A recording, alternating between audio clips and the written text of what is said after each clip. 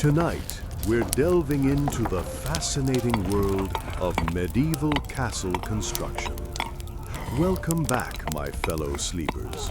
Settle into your favorite blanket, dim the lights perhaps, and let the gentle hum of your surroundings lull you into a state of peaceful listening.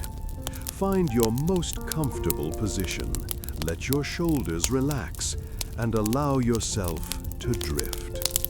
I'd love to know where you are listening from tonight. Is it evening where you are, or perhaps the quiet stillness of dawn? Wherever you are in this wide world, you're welcome here. If you enjoy these sleepy tales, don't forget to like and subscribe for more. Now, close your eyes and let me transport you to the 12th century, where the most remarkable thing about this story is just how much meticulous planning went into the creation of these imposing structures. Now, you might wonder how they managed to build such imposing fortresses. This brings us to tonight's tale, the secrets of medieval castle construction.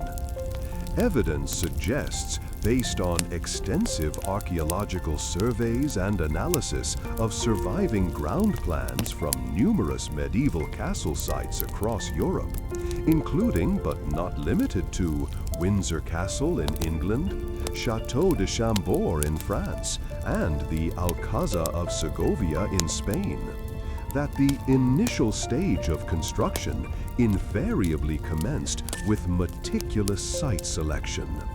This process was guided by a complex interplay of strategic military considerations, readily available resources like quarried stone and timber, proximity to vital water sources for both defensive moats and domestic use, and the suitability of the underlying geological formations to support the immense weight of the planned structure.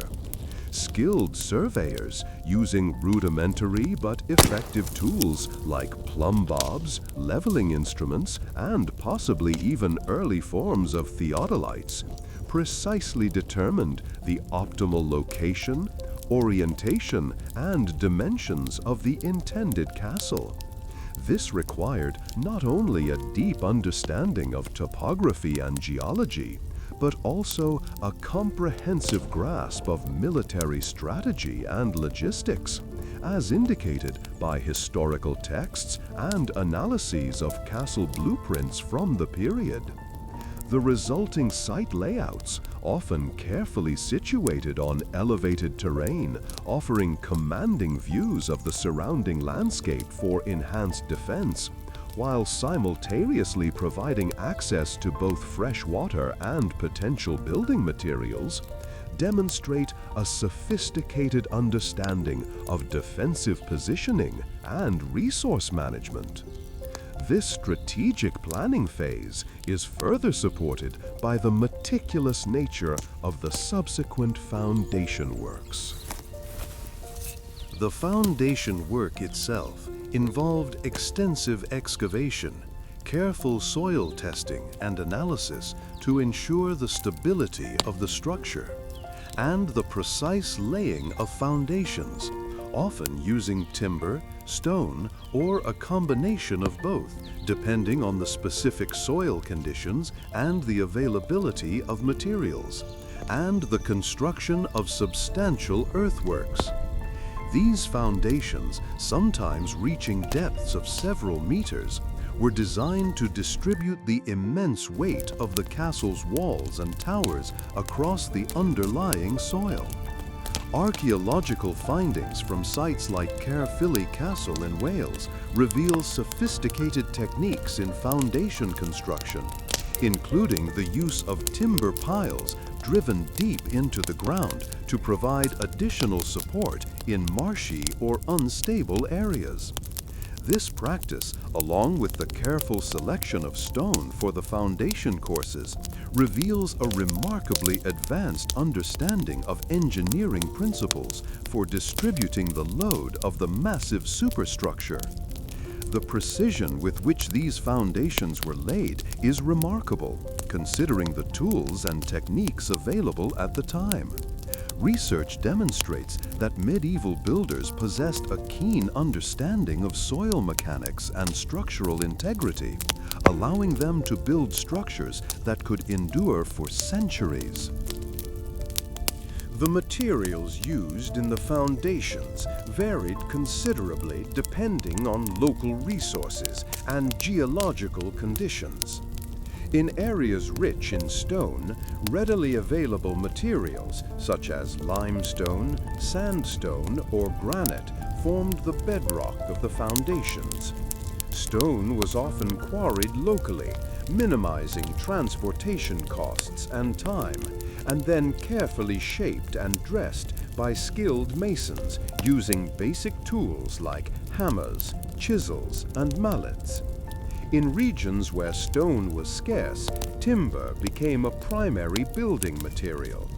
Evidence suggests that large, sturdy timbers were sometimes used as piles, driven deep into the ground to provide a firm base for the superstructure, particularly in areas with soft or waterlogged soils, a technique documented in numerous medieval building treatises.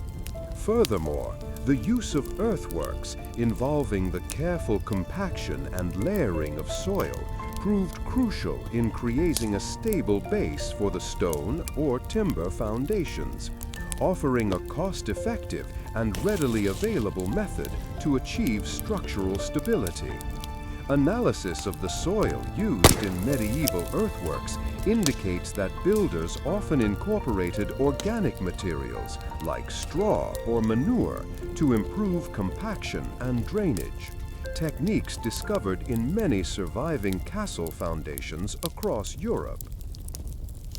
The workforce responsible for laying these foundations consisted of a diverse group of individuals organized under the direction of a master builder or chief architect, often holding a position of significant authority within the construction project.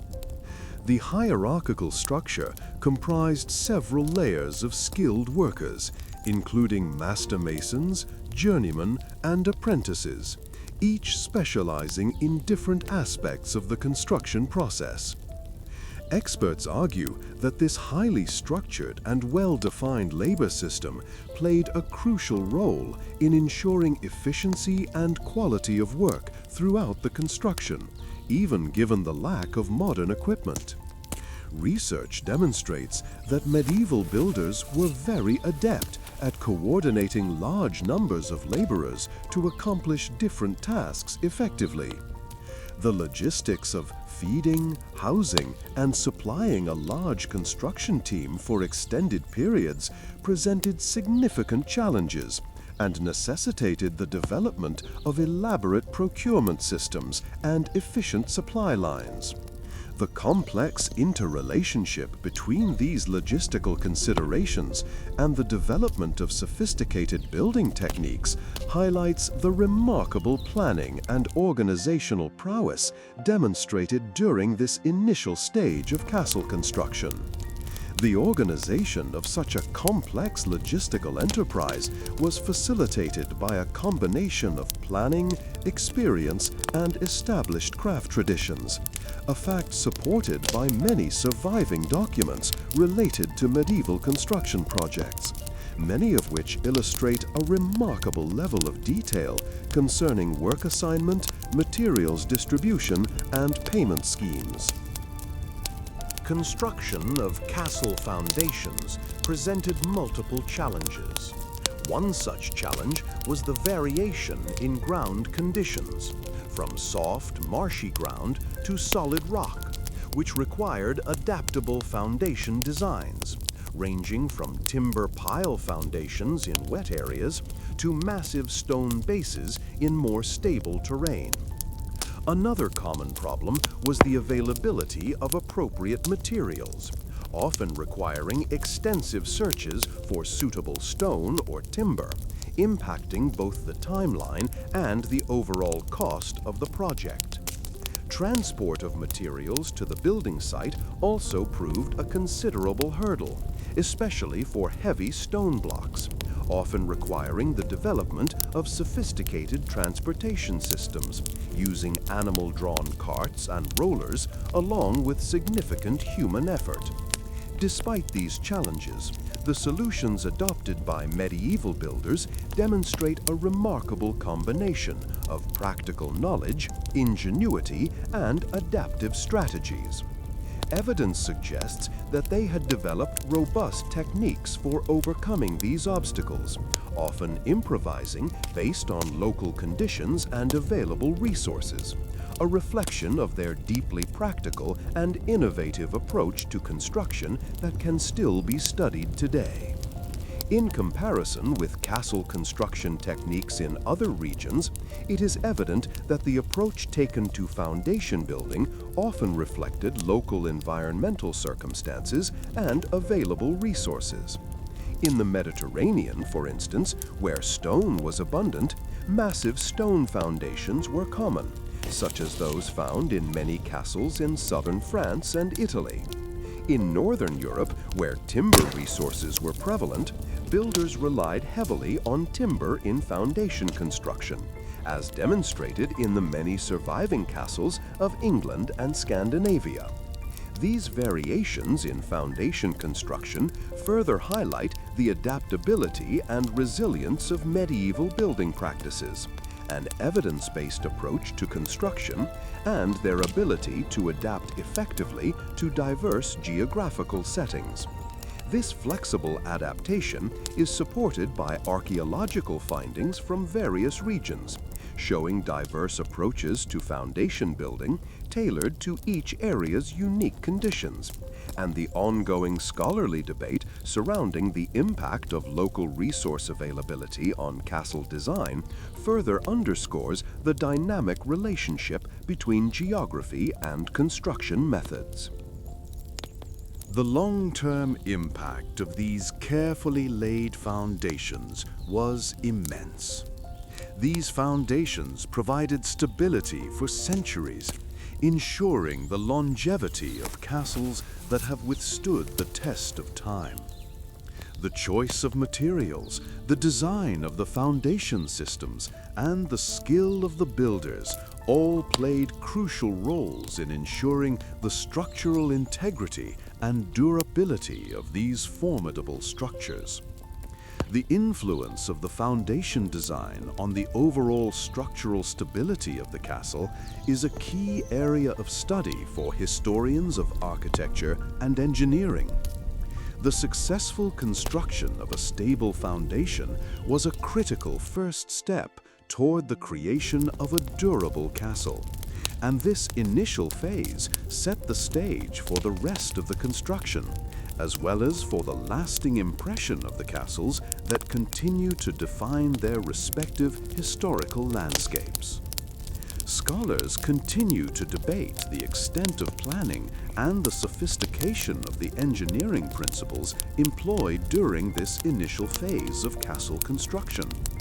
Some researchers argue that the construction was largely driven by practical experience and trial and error, while others maintain that medieval builders possessed a surprisingly detailed understanding of engineering principles. The continuing debate highlights the need for further research into the surviving evidence, analyzing building techniques in comparison with other cultures and time periods for further exploration into the level of planning employed in the construction process. Many extant records from the medieval period relate to the construction of castles. Further investigation into these documents allows researchers to piece together better explanations regarding the work methods and practices during the construction phase. The completed foundations provided stability for centuries. With foundations secure, construction crews turned their attention to the complex vertical elements. These construction techniques influenced European architecture. The skilled mason's work became the foundation for future innovations. These methods would shape building practices across the region for centuries to come. Building on earlier discussions of foundation construction, the erection of castle walls represented a significant advancement in the overall building process. Evidence suggests that this phase commenced with the quarrying of massive quantities of stone, a labor-intensive undertaking requiring specialized skills and tools. The type of stone used varied regionally, with limestone, granite, and sandstone being common choices, influenced by local geology and aesthetic preferences. Archaeological findings at numerous castle sites across Europe corroborate this, with analyses of stone composition revealing specific regional patterns, confirming the importance of local resources in construction. The transportation of these massive blocks presented a significant logistical challenge, often necessitating the construction of temporary roads and the use of animal-powered carts or sledges, a task requiring meticulous coordination between quarry workers, transport crews, and the construction workforce. Surviving records from several medieval projects detail material procurement, transport costs, and labor schedules, all indicating a surprisingly sophisticated logistical organization.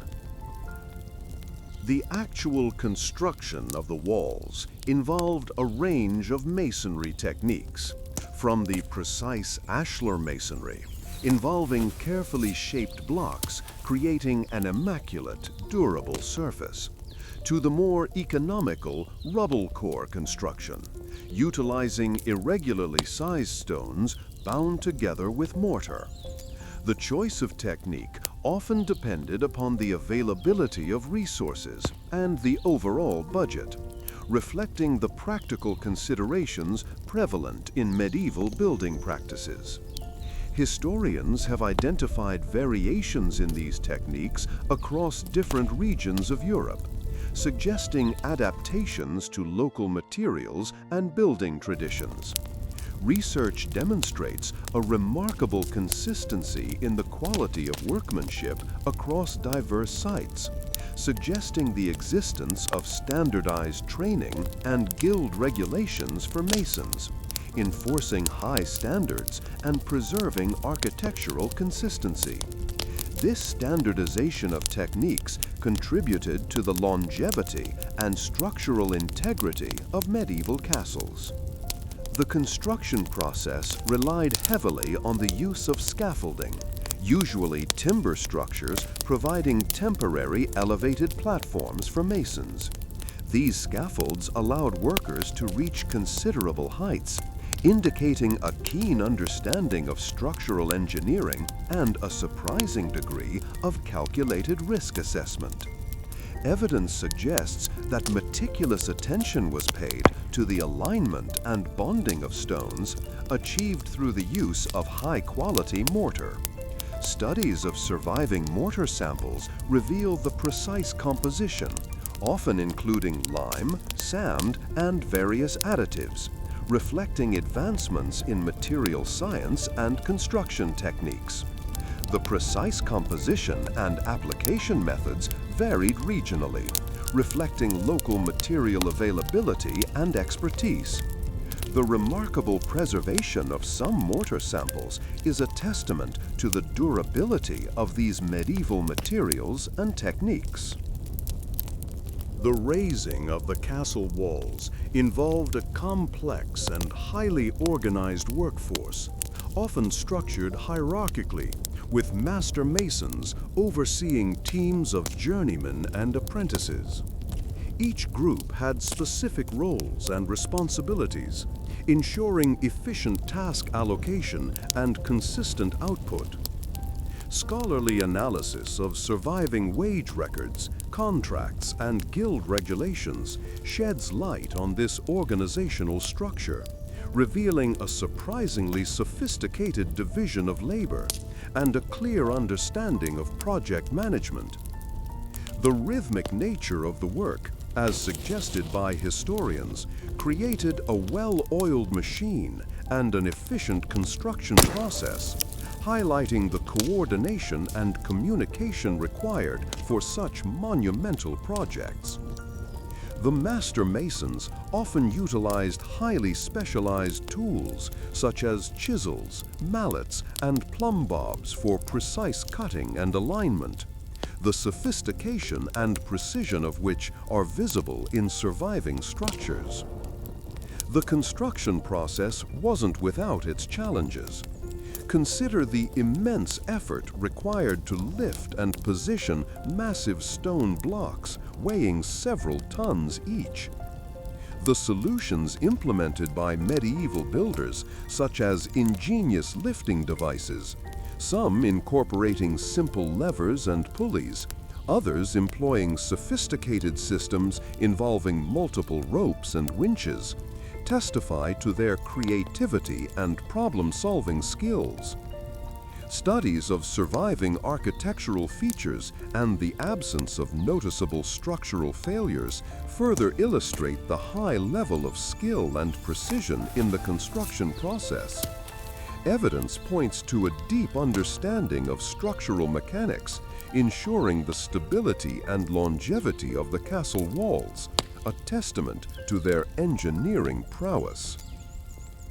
Another challenge arose from the need to coordinate various crafts and skilled laborers, each responsible for their specific elements of the construction. Coordination of stonemasons, carpenters, and other specialized workers required highly organized planning and communication. Analysis of contracts, agreements, and accounts of expenditures reveals this detailed level of planning and management. The effective management of multiple work crews involved clear lines of responsibility and a meticulous scheduling system. The complexity of organizing, coordinating, and paying a large and diverse workforce highlights the organizational capacity of medieval project managers. Regional variations in wall construction techniques further highlight the adaptive nature of medieval building practices. In regions with readily available timber, for instance, timber framing may have been employed as a more economical solution to create a structural support grid, especially in regions with less easily accessible or higher quality stone. Comparisons of different castle designs across Europe show how builders adapted their methods based on local factors, resulting in a significant diversity of architectural styles. This regional diversity is a testament to the versatility of medieval builders and their ability to adapt to diverse environmental and resource conditions. The adaptation of techniques and materials to local conditions further demonstrates the considerable practical ingenuity of medieval builders.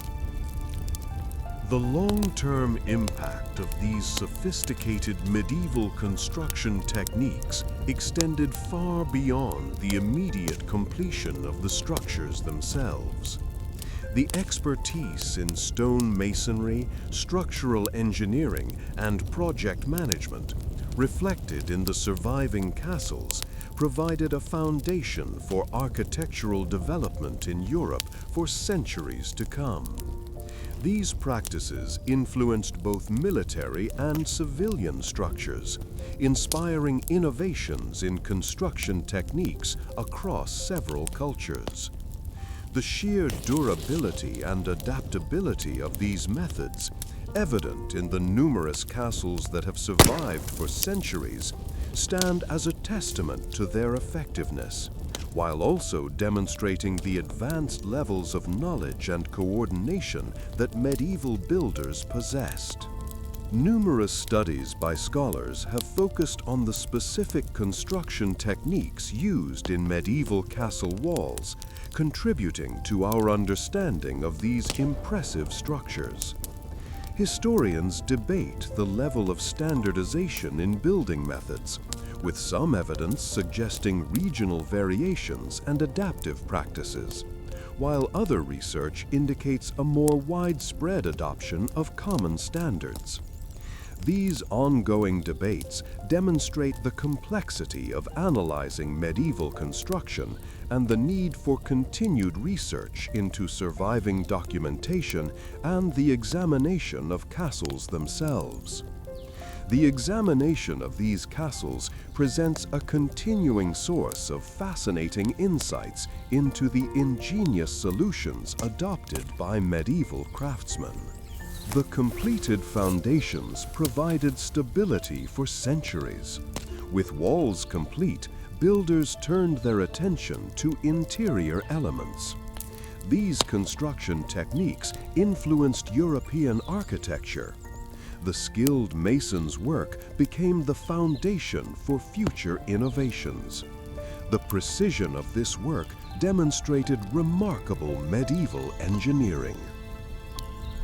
Evidence from numerous archaeological excavations across Europe, coupled with detailed analyses of surviving architectural treatises and construction accounts from the medieval period, reveals that the construction of complex architectural features like arches, vaults, and towers presented significant challenges to medieval builders. These elements, erected after the completion of the castle walls, demanded not only exceptional craftsmanship and advanced engineering knowledge, but also sophisticated organizational skills and meticulous planning. The inherent difficulties of building upwards necessitated the innovative application of existing techniques and the development of new methods to address the unique structural and logistical problems posed by these ambitious architectural features. The construction of arches, structures that effectively transfer weight and stress from the upper portions of the building to the supporting foundations below, commenced with careful design and execution. The choice between round, pointed, or ribbed arches depended on factors like the available materials, overall design aesthetics, and specific structural requirements. The process involved the precise shaping and positioning of individual stones or bricks, often aided by sophisticated templates and meticulously calibrated leveling instruments. Centering, temporary wooden structures erected beneath the arch during construction to provide support while the mortar cured, played a crucial role in ensuring the arch's alignment and stability. The design and construction of this centering demanded advanced engineering knowledge and precise carpentry skills, a fact supported by surviving period plans and analyses of remaining timber components from various medieval construction sites. Mastering arch construction formed the foundation for vault construction. Vaults, essentially series of interconnected arches creating self-supporting ceiling or roof structures, came in various types: barrel, groin, and ribbed vaults, each requiring distinct structural approaches and posing unique construction challenges. These challenges necessitated specialized knowledge and precise execution. Vault construction was a highly collaborative undertaking, involving teams of specialized masons working in concert to ensure the accurate alignment and secure joining of the numerous individual components. The precise construction of these vaults, like the arches, relied on detailed planning and advanced engineering knowledge. Raising towers presented an even more demanding task. These structures, often built as defensive features or prominent visual elements, posed significant structural challenges, requiring advanced knowledge of structural engineering and mechanics, as well as a deep understanding of weight distribution and stress management. The construction of towers often involved the ingenious use of specialized scaffolding, complex pulley systems, and innovative lifting devices to move and position heavy building materials at significant heights. Archaeological evidence, including the remains of scaffolding and the positioning of stones in existing towers, indicates the methods used were sophisticated and remarkably effective. The construction of towers demanded a high degree of organizational skill and careful coordination between different teams of craftsmen. Masons, carpenters, and other specialists collaborated to erect towers safely and efficiently. Surviving records, though fragmented, reveal the organizational complexities involved in coordinating the diverse skills and labor required for tower construction. For instance, in the construction of the Château de Vincennes near Paris, records indicate that specialized teams were responsible for different aspects of tower construction, such as foundation work, masonry, and the installation of defensive mechanisms. Such careful coordination ensured a seamless construction process. Interestingly, the specific techniques employed in arch, vault, and tower construction varied regionally. While ashlar masonry was favored in some regions, particularly in areas with readily available high-quality stone, like those surrounding the Loire Valley in France, other areas might have relied more on rubble core construction, particularly in regions with a limited supply of high-quality stone. Variations in the type and quality of available stone, together with regional architectural preferences, resulted in distinct stylistic differences. In some regions, more elaborate ornamentation and decorative elements were incorporated into these architectural features. These regional variations highlight the adaptability and resourcefulness of medieval builders. The successful construction of arches, vaults, and towers had profound and long-lasting impacts.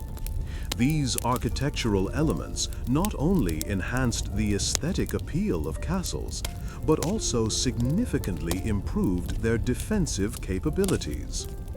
Towers, for example, provided strategic observation points and platforms for archers, while the sturdy vaults and arches contributed to the overall structural integrity of the castles, allowing for greater height and internal space. The innovative techniques developed during this phase of construction had a far-reaching influence on subsequent building practices, influencing church construction and other forms of large-scale architecture in the centuries that followed. Scholars continue to debate the extent of advanced mathematical and engineering knowledge employed by medieval builders. While some argue that their success relied heavily on empirical observation and practical experience passed down through generations, others maintain that a more sophisticated understanding of geometry, statics, and structural mechanics was employed, evident in the precise calculations and skillful execution evident in surviving structures. This debate reflects the complexity of understanding medieval technological achievements, given the limited documentation and the nature of surviving historical records. Many scholars emphasize the significance of the skilled craftsmanship and the systematic, highly organized approach taken by medieval builders, qualities that were central to their ability to successfully undertake such ambitious projects. Consider the complexity of coordinating the efforts of multiple teams, each with specialized skills, in the confined space of a construction site. The challenges of transporting heavy materials, erecting scaffolding, and ensuring the precision of measurements across large-scale projects demanded sophisticated organizational skills and precise logistical planning. The precision reflected in the surviving castles suggests a remarkable understanding of how to manage complex projects, an understanding not often fully appreciated in traditional narratives. What makes this phase of castle construction remarkable is the seamless integration of advanced engineering principles, meticulous craftsmanship, and well-organized labor. The combination of these elements allowed medieval builders to overcome significant technological and logistical hurdles, resulting in structures that have stood the test of time. The castles that still exist in remarkably good condition bear witness to these remarkable achievements. The social impact of this phase of construction is equally significant. The building of castles provided employment for a large segment of the medieval population, supporting families and contributing to the overall economic vitality of the region. This phase also demonstrates the high value placed on skilled labor and the importance of specialized knowledge in the medieval society. The intricate organization and coordination of the workforce highlight the social structures and hierarchies that were integral to the success of the undertaking. Furthermore, the construction of these complex architectural features involved substantial costs, reflected in the allocation of resources, the procurement of materials, and the wages paid to workers. Financial records, though incomplete, provide glimpses into the vast expense and economic impact of castle construction.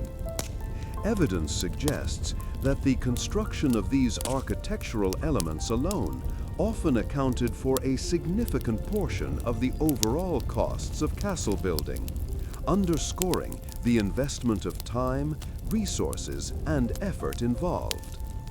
The construction techniques involved in this phase and its economic and social impact cannot be underestimated.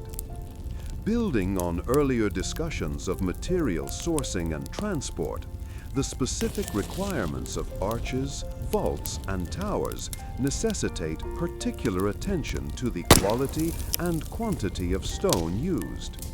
This phase demanded even higher quality stone than for the walls, necessitating the selection of superior materials and the further refinement of existing techniques.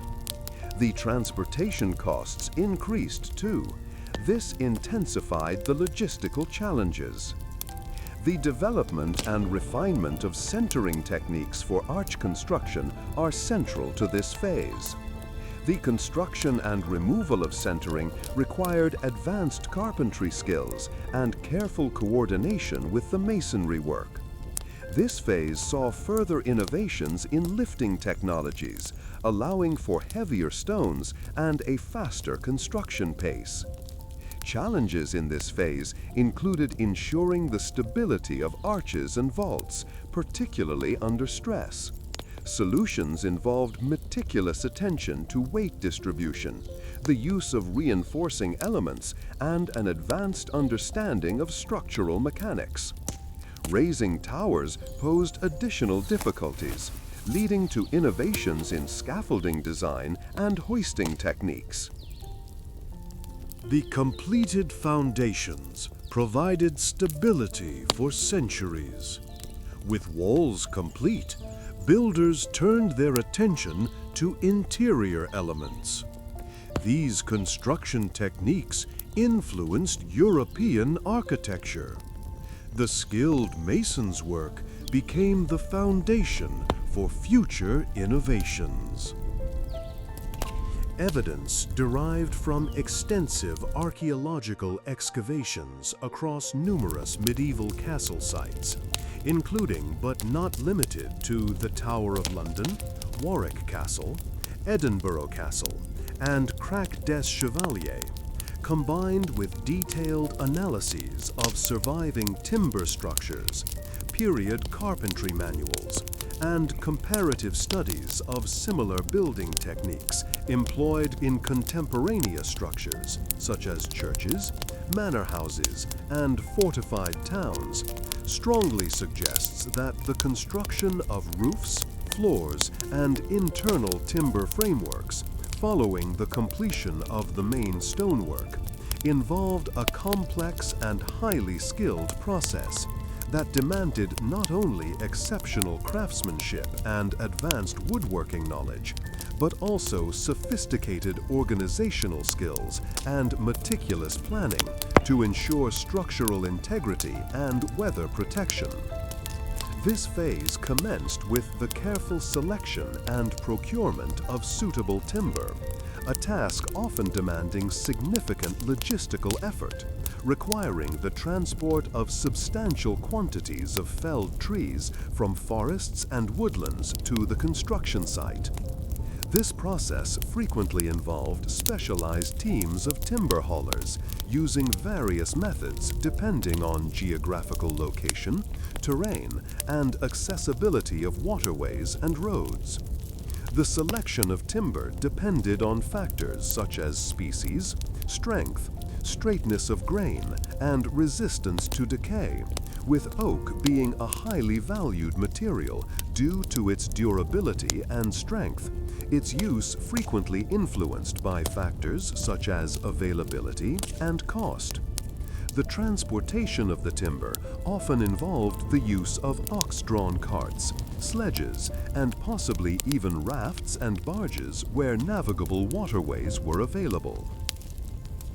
The delivery of the timber to the castle site was a crucial logistical undertaking, requiring meticulous planning and coordination to ensure a constant supply of timber throughout the construction process. The organization of this aspect of the project was often managed by a team of specialized contractors responsible for the procurement and delivery of construction materials. The next stage involved the skillful work of specialized carpenters, members of skilled guilds, and possibly overseen by a master carpenter, who utilized a wide range of tools and techniques to transform the raw timber into structural elements. This process entailed careful measuring, planning, and the precise shaping of individual timber components, employing techniques such as mortise and tenon joinery, a method of creating strong and durable joints using carefully cut slots and pegs, which allowed for the construction of complex and intricate timber frames, capable of supporting heavy loads and resisting the stresses of the building. The intricate timber frames formed the basis for roofs, floors, and internal partitions, each requiring specific design and construction methods to ensure structural stability and suitability to their function. For example, the design and construction of pitched, hipped, or gabled roofs depended on the overall architectural design of the castle and the prevailing weather conditions, with sloped roofs being necessary to prevent rainwater accumulation and damage to the structure. The construction of floors often involved the use of strong timber beams supported by sturdy posts or walls, providing a solid platform for the upper stories of the castle and creating habitable spaces. The skilled craftsmen also constructed internal partitions, often utilizing various combinations of timber frames, wattle and daub techniques, and sometimes even stone. The division of space within the castle reflected the social hierarchy, and the differing functions required by the inhabitants. Internal spaces were carefully arranged to meet the functional needs of the castle occupants, ranging from large communal halls for feasts and gatherings to smaller, more private chambers for sleeping, storage, and other purposes. Consider the complexity of coordinating the timber supply, the skilled labor, and the intricate joinery required to construct a roof capable of withstanding harsh weather conditions for centuries. Research demonstrates that the carpenters relied on a detailed understanding of structural mechanics and stress distribution to ensure the stability of the roof system. The selection of timber species varied regionally, reflecting both availability and suitability. Oak, for instance, was prized for its strength and resistance to decay, while other woods might have been used for specific components depending on their properties and cost. The precision of the mortise and tenon joints, crucial for the structural integrity of the timber framework, is a testament to the carpenter's skill and the effectiveness of the tools they employed. Evidence suggests that the overall design of the roof structure often incorporated ingenious solutions to handle snow loads and wind pressures. Archaeological findings from numerous sites reveal the ingenious methods used to create waterproof roofs, using thatching, slate, or tile, depending on regional availability and cost considerations.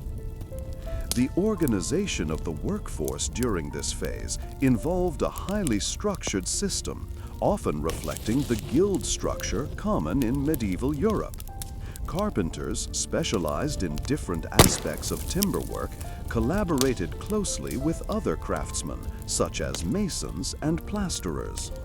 The master carpenter played a crucial role in overseeing the entire process, ensuring that the work was completed to the required standards and according to the design specifications. The meticulous record-keeping, evidenced by surviving construction accounts, sheds light on the planning and resource management involved in this phase. Research demonstrates that contracts often specified the types of timber required, the quantities needed, and the expected completion timeframes. This system of contracts and records, combined with the guild structure, demonstrates a high level of sophistication in the organization of labor and the management of resources.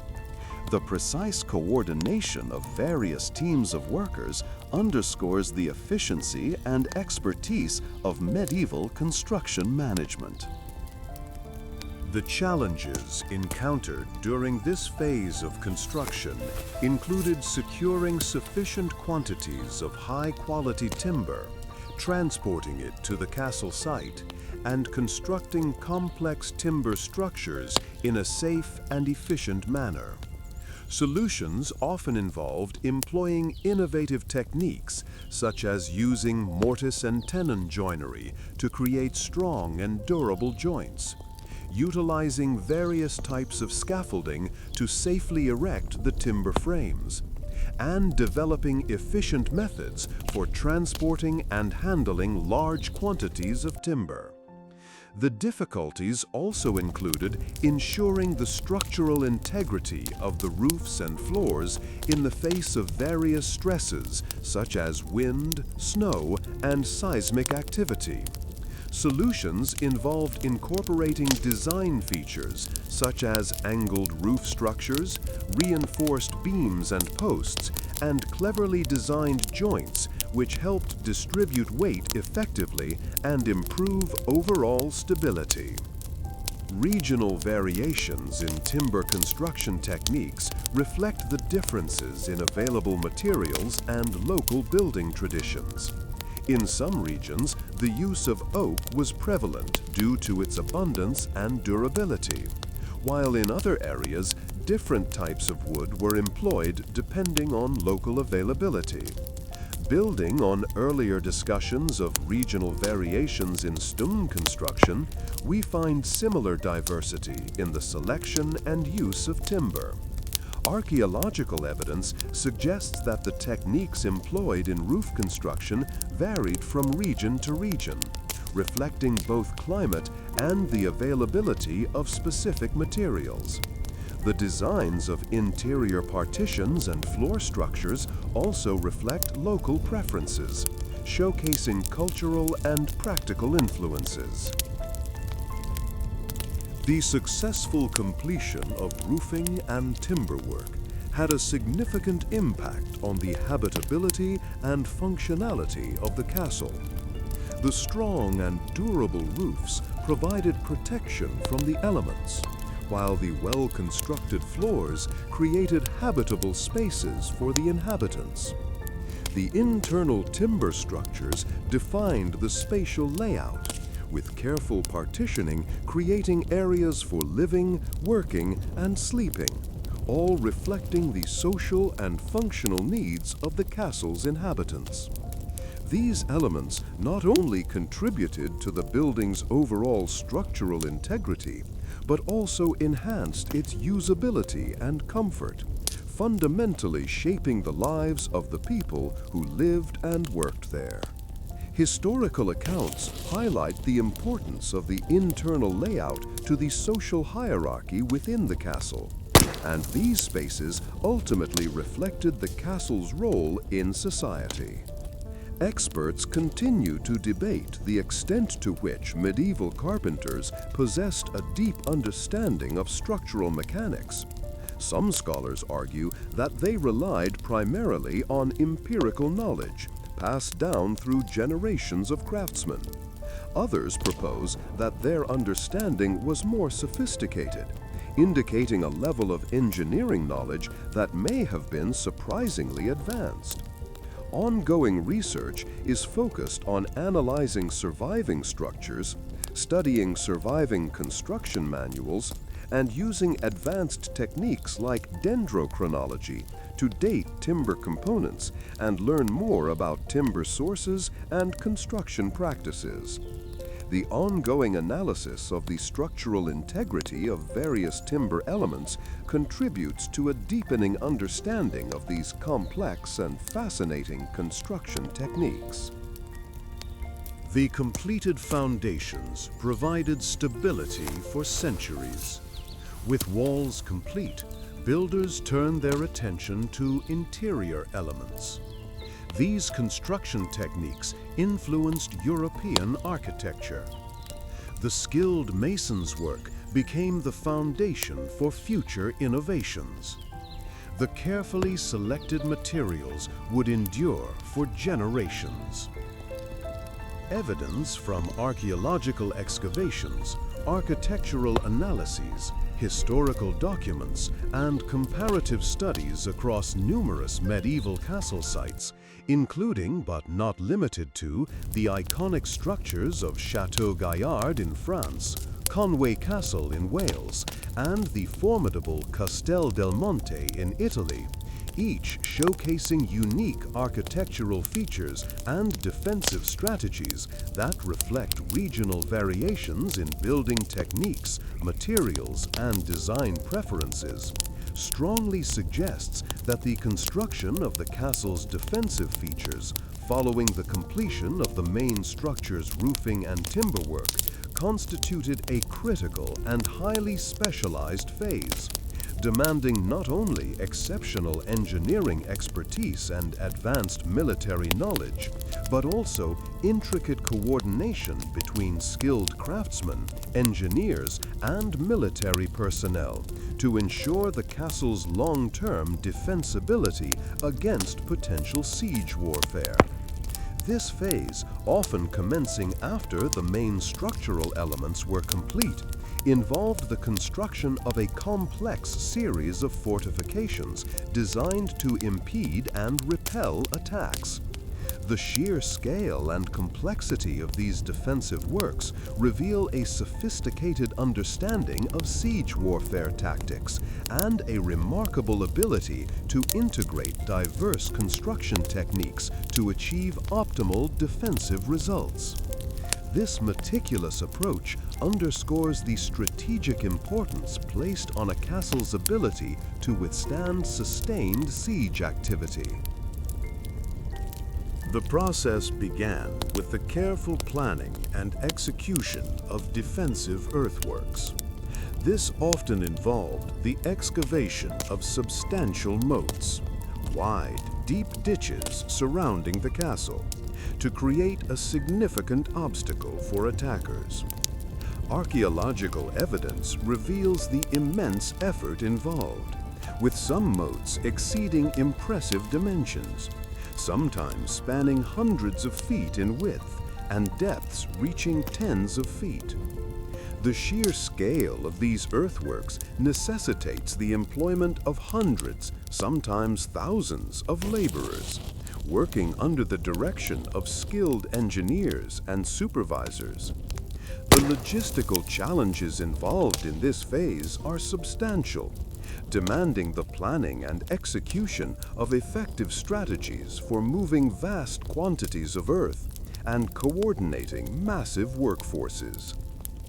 The depth and width of the moats varied significantly, depending on geographical factors and the available resources. Some castles boasted extremely wide and deep moats designed to act as significant barriers to advancing forces. Many moats were filled with water, sourced from nearby rivers, streams, or even artificial reservoirs, utilizing complex systems of water channels and sluices to manage water levels and maintain consistent water depth within the moat. This sophisticated water management system enhanced the moat's effectiveness as an almost impenetrable barrier to enemy attack, significantly slowing down or even halting potential sieges. Consider the complexity of this. Not only did medieval engineers need to excavate massive ditches, but they also had to devise and implement systems to reliably fill and maintain these water levels, a feat of hydraulic engineering that deserves considerable recognition. Following the excavation of the moat, the construction of gatehouses, fortified entrances to the castle, became a critical focus. As these structures served as the castle's main entry points, they were also crucial elements of the castle's defensive strategy. Gatehouses frequently incorporated numerous defensive features, such as drawbridges, portcullises, murder holes, and machicolations. Their design and construction demanded a sophisticated understanding of defensive architecture and ingenious engineering solutions to integrate these features effectively. The sheer number of components involved, their intricate construction, and the precise engineering that allowed for their synchronized operation demonstrate both the technical capability and the detailed planning required. Now, one might assume that medieval builders were quite primitive, but as we'll discover, they'd put many modern contractors to shame. The drawbridges and portcullises, often controlled from within the gatehouse, allowed for the precise control of access into the castle, creating a critical choke point that could be easily defended. The murder holes and machicolations represented innovative ways of maximizing the defensive capabilities of the gatehouse, enabling defenders to engage assailants from elevated positions and to drop projectiles or other obstacles on advancing enemies, creating further delays and weakening the attacks. The construction of these gatehouses involved highly specialized skills, combining the expertise of masons, carpenters, and engineers, requiring meticulous planning, execution, and coordination to ensure these crucial components worked flawlessly. The coordination between these skilled craftsmen was essential for successful execution of the project. The meticulous placement of battlements, crenellated parapets along the castle walls, was another key element of the defensive design. These battlements provided archers and other defenders with protected positions from which to engage enemies while affording protection from incoming projectiles.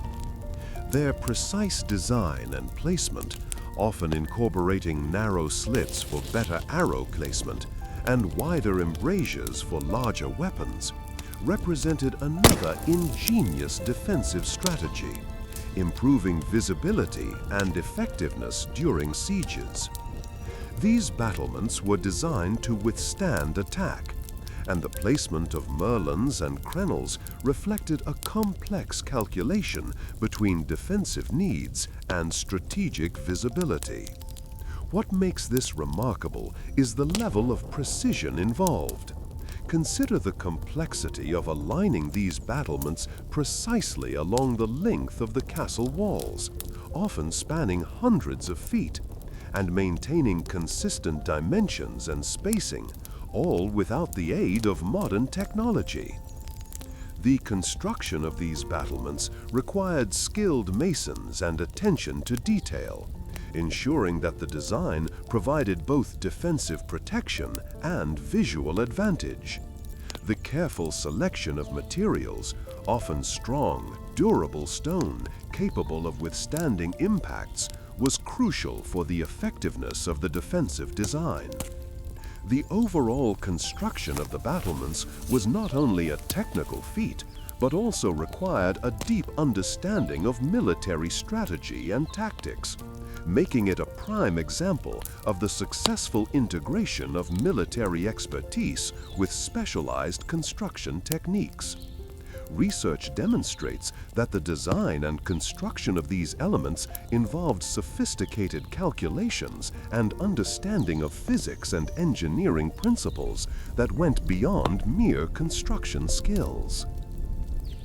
The integration of these defensive elements, moats, gatehouses, battlements, and other fortifications, depended on meticulous planning, coordination of multiple crafts and work teams, a detailed understanding of military strategy, and often involved extensive collaboration between architects, military engineers, and skilled craftsmen, each responsible for specific components of the defensive structure.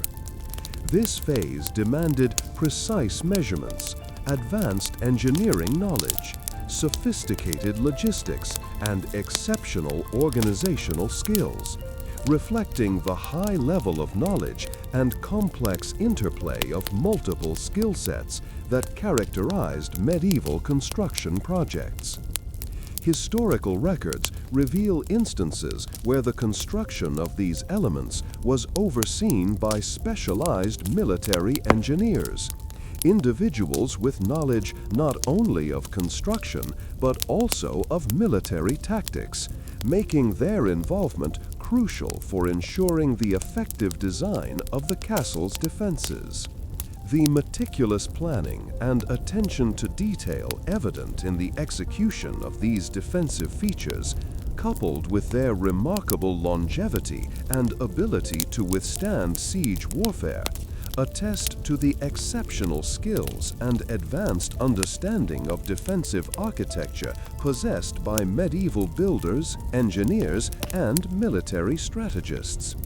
The resulting fortifications stood as a formidable testament to the ingenuity, engineering prowess, and organizational sophistication of medieval castle builders. The completed foundations provided stability for centuries. With walls complete, builders turned their attention to interior elements. These construction techniques influenced European architecture. The skilled mason's work became the foundation for future innovations. This advancement represented a significant leap in defensive technology.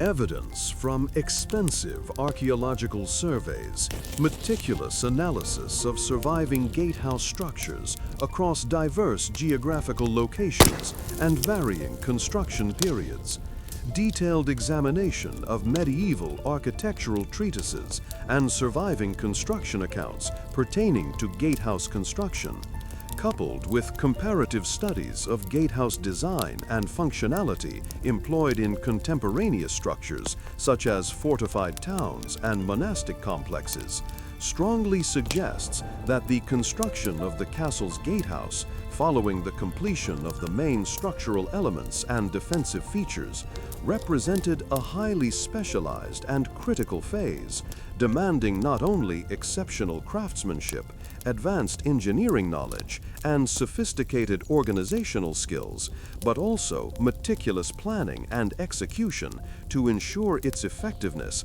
as a crucial element in the castle's defensive strategy and its role as the main point of access and egress.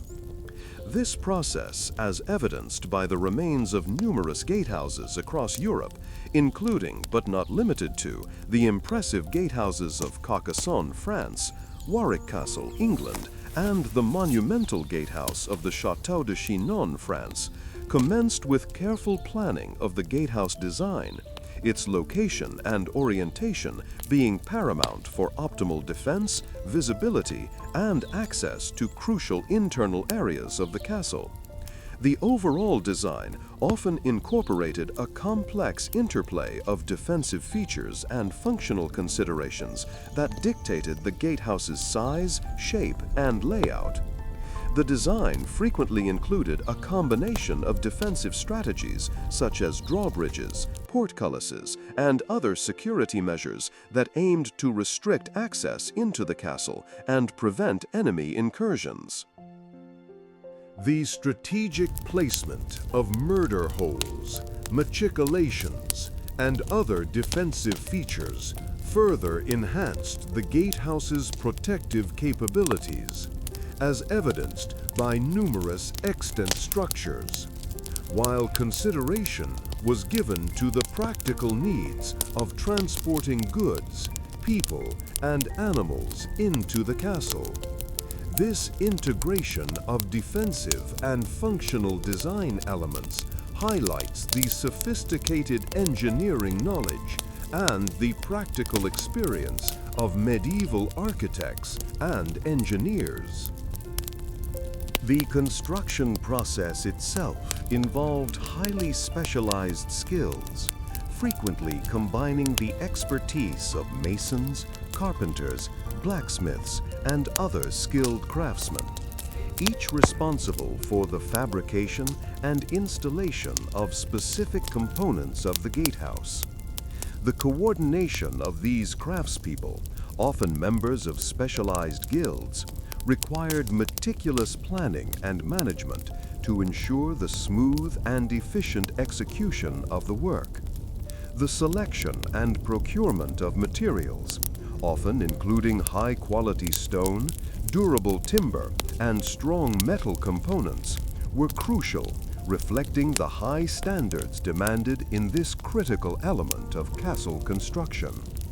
The logistical arrangements for transport and storage, as evidenced by surviving records and accounts, presented a significant challenge, demanding careful planning and resource management to ensure a consistent supply of materials throughout the construction period. Consider the immense logistical undertaking involved in transporting massive stone blocks, long lengths of timber, and tons of metal components across varied terrains and distances to the castle site. The sheer scale of the operation, often spanning years and employing hundreds of workers, required advanced organizational and management skills, a testament to the effective coordination and planning capabilities of medieval construction supervisors. The construction involved the precise cutting, shaping, and placement of stones to create robust walls and structural components. The use of sophisticated scaffolding systems enabled the masons to work at significant heights. And the use of advanced carpentry techniques, such as mortise and tenon joinery, ensured the creation of strong and durable timber frames, further supporting the structural integrity of the gatehouse. Blacksmiths played a pivotal role in creating the intricate mechanisms for the drawbridge, portcullises, and other movable parts. Their expertise in metalwork being paramount to ensuring the effectiveness of these crucial defensive elements. The skilled assembly of these mechanisms, often involving multiple components that needed to operate in perfect synchronization, demanded a high degree of precision and engineering expertise. Imagine the level of skill and precision required to forge and assemble the complex mechanisms of a portcullis, ensuring its smooth and reliable operation under stress. The intricate design and construction, often involving multiple interdependent moving parts, highlight the advanced metallurgical and engineering capabilities of medieval blacksmiths. The meticulous attention to detail and the skilled craftsmanship evident in surviving examples underscore the sophisticated level of technology, engineering skill, and organizational expertise at the disposal of medieval builders. The durability and effectiveness of the resulting gatehouses, many of which survived centuries of weathering and siege attempts, stand as a testament to the exceptional skill and ingenuity of medieval architects, engineers, and craftsmen. The gatehouse, once complete, served not only as a formidable defensive barrier, but also as a symbolic entrance to the castle, reflecting the power and status of the castle's inhabitants. Its architectural design and construction often reflected the cultural and social preferences of the period, providing valuable insights into medieval society and the technical skills of its builders. Archaeological findings from gatehouses across Europe reveal a surprising degree of regional variation in design and materials, reflecting the interplay of local geological resources and specific defensive needs. This regional variation underscores the dynamic and adaptable nature of medieval building practices.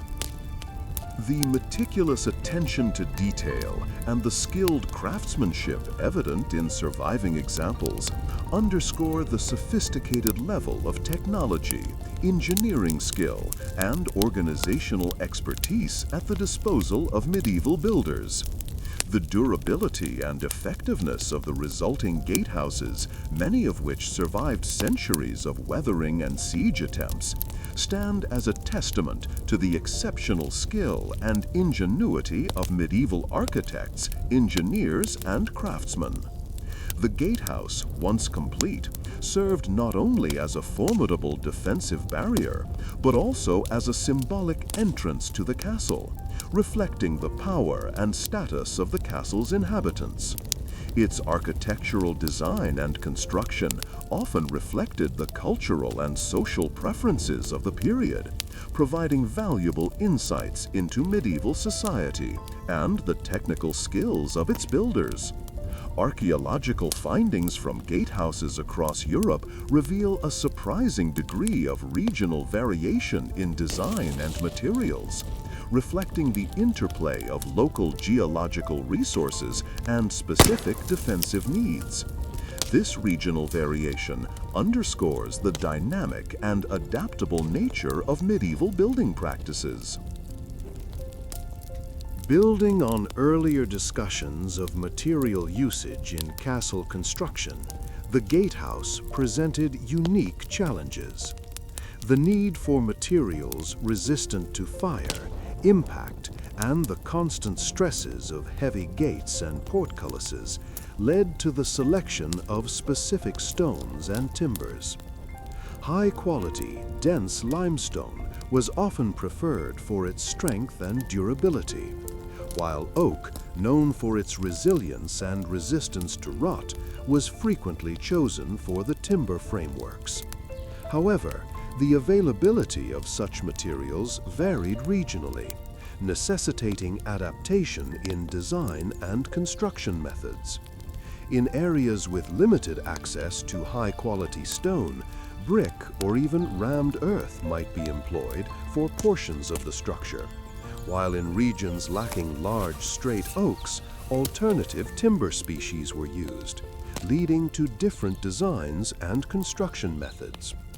Research demonstrates a marked adaptation in gatehouse design based on specific regional characteristics, highlighting the ingenuity and flexibility of medieval builders.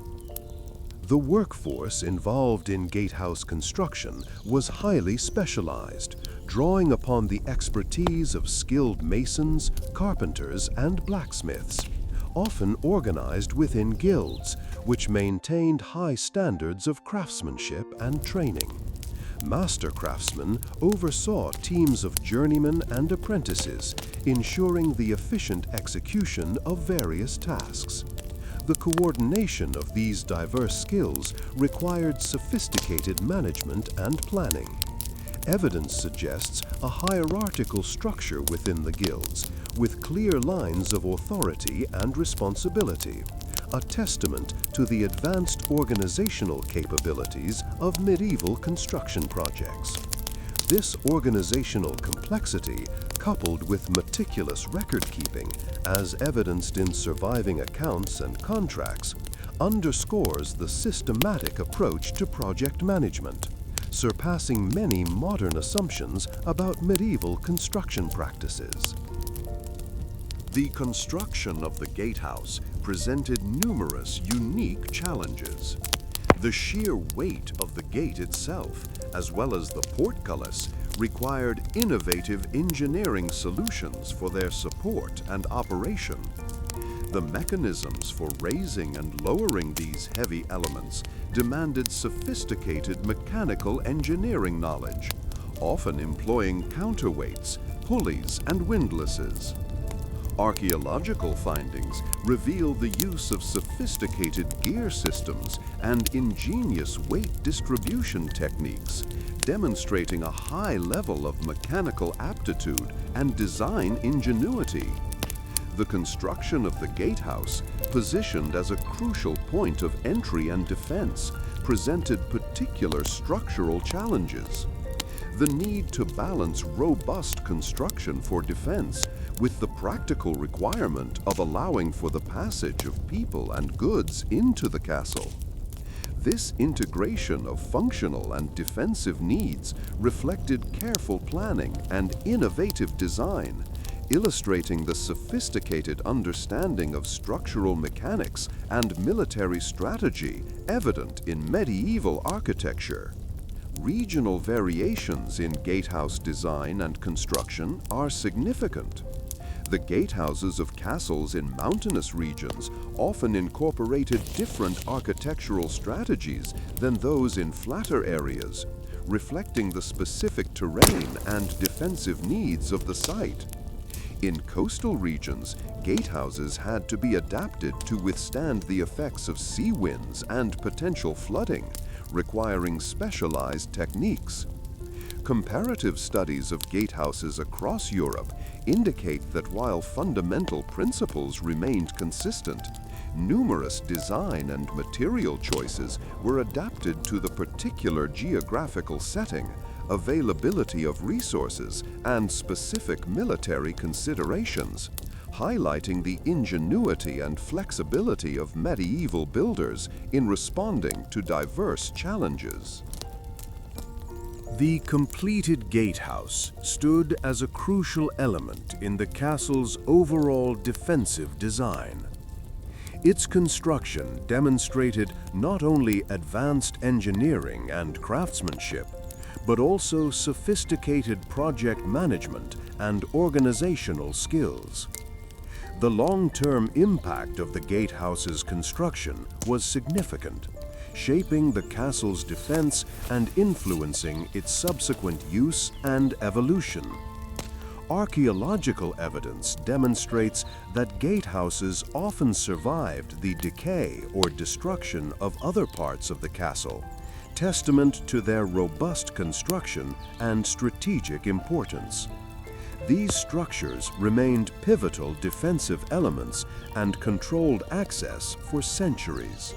Scholars continue to debate the precise methods and technologies used in medieval gatehouse construction, especially concerning the details of mechanical systems used for drawbridges and portcullises. Recent research using digital modeling and advanced engineering analysis has shed new light on these complexities. The findings suggest even more sophisticated understanding of engineering principles than previously assumed. This ongoing investigation underscores the enduring fascination with medieval building practices and their continued relevance in the understanding of historical innovation and expertise. The gatehouse, once finished, represented a crucial stage of completion in the construction project. It ensured the castle's security while serving as a symbol of power and status. The integration of architectural design, engineering principles, and practical considerations resulted in a remarkably durable and efficient structure. With the gatehouse completed, the construction process moved towards equipping the interior spaces. Building on earlier discussions of exterior castle construction, historians now turn their attention to the intricate process of creating the castle's interior spaces. Evidence suggests that the design and construction of these internal areas, following the completion of the outer walls and defensive features, represented a significant phase in the overall project, demanding a high level of skill and meticulous planning. The arrangement of rooms reflected the social hierarchy, functional needs, and lifestyle preferences of the castle's inhabitants, a testament to the complex interplay between social structure and architectural design.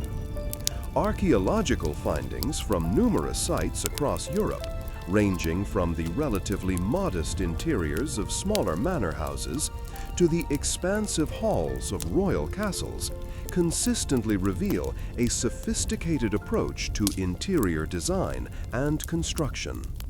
These findings strongly suggest that the builders possessed a detailed understanding of spatial organization, light management, and ventilation principles, even if the extent of that knowledge is still debated by scholars. The construction of interior spaces involved a complex interplay of specialized crafts and skilled labor. Masons, renowned for their proficiency in stonework, were responsible for constructing the interior walls, fireplaces, and chimneys. Carpenters, equally skilled in woodworking techniques, erected timber partitions, floors, and other structural elements.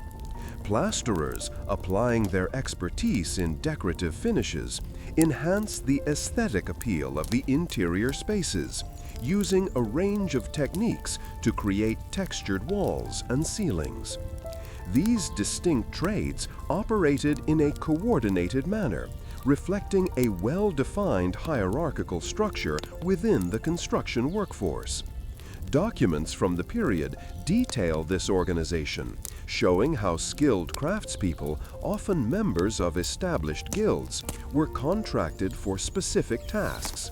This division of labor ensured efficiency and allowed for the specialization required for constructing elaborate interior features. Research demonstrates a remarkable level of organization and coordination among the various craftspeople. The choice of materials for interior construction varied depending on local availability and economic considerations. Stone, typically quarried locally, was frequently used for walls and fireplaces. The type of stone varied across different regions. Limestone was prevalent in certain areas, while granite or sandstone might be used elsewhere. Timber, crucial for structural elements like floors and partitions, was sourced from nearby forests. The selection of timber was guided by its durability and strength properties, reflecting the builder's understanding of wood characteristics and structural requirements. Local clays were commonly employed in the production of wattle and daub, a common method of wall construction for smaller rooms.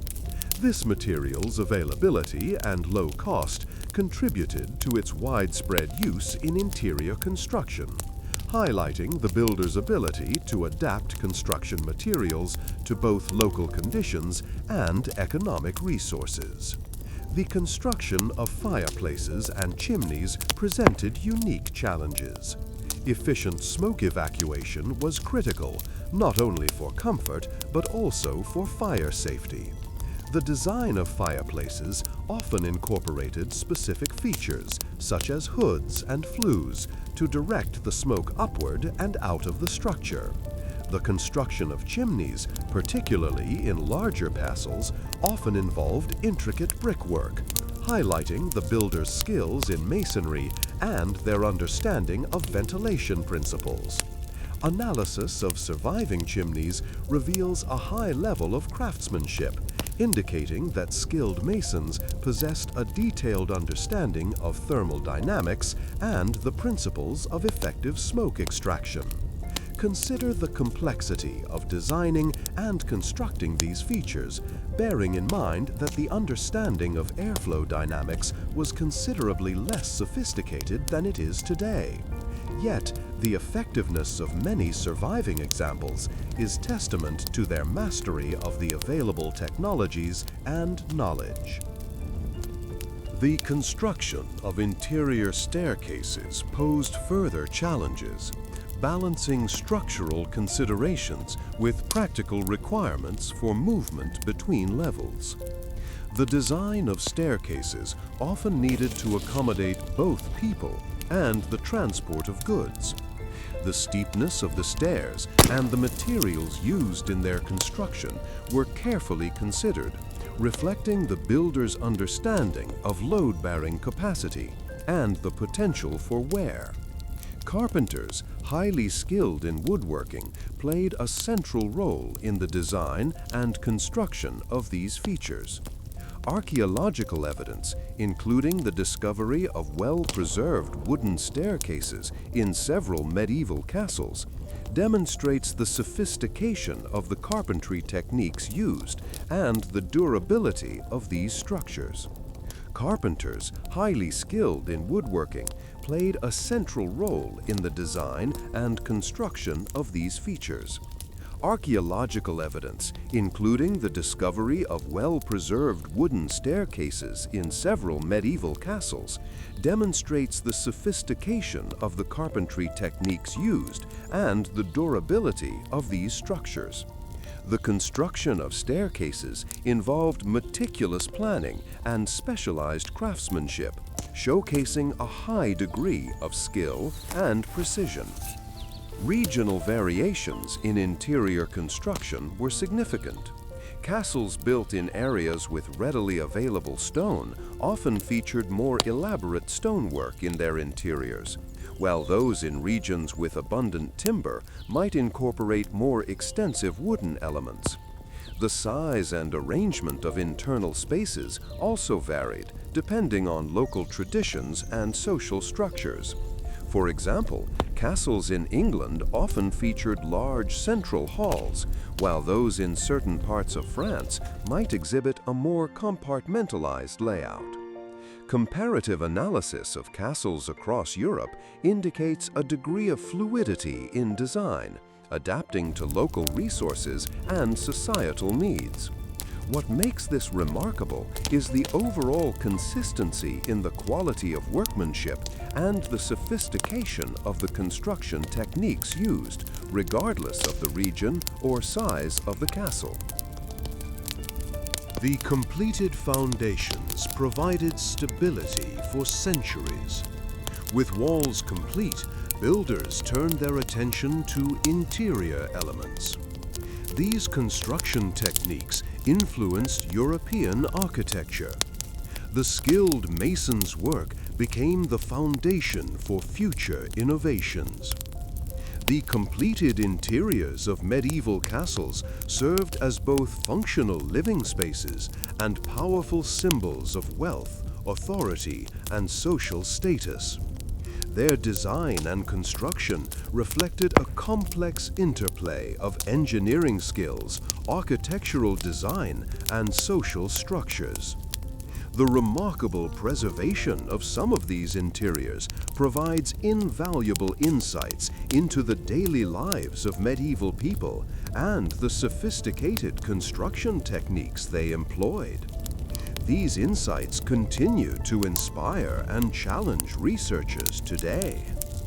Building on earlier discussions of medieval castle construction, the final phase involved a complex interplay of specialized skills and meticulous coordination.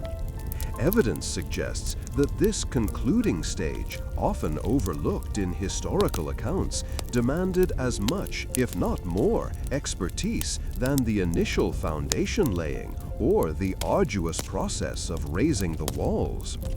The completion of a medieval castle was not merely the culmination of a monumental building project, but also a meticulously orchestrated process that reflected the social hierarchy, the economic realities, and the aesthetic preferences of the era.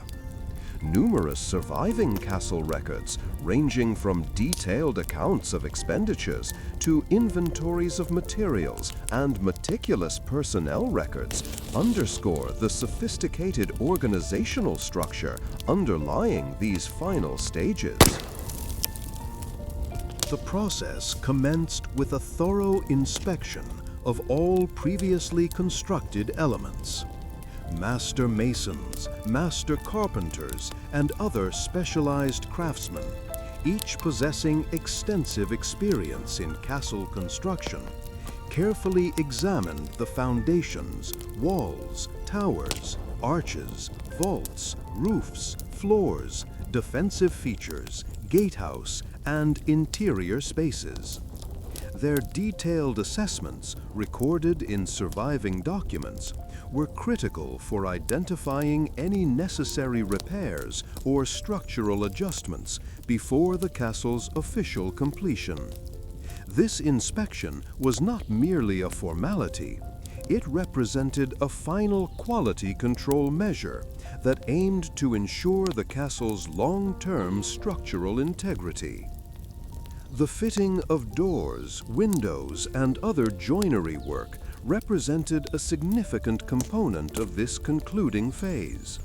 Skilled carpenters and joiners, often members of well-established guilds, employed time-tested techniques and high-quality materials to create durable and aesthetically pleasing features. Mortise and tenon joints, meticulously crafted, ensured the strength and longevity of these elements. The precise measurements, the careful selection of wood, and the expert craftsmanship evident in surviving examples highlight the significance of this phase.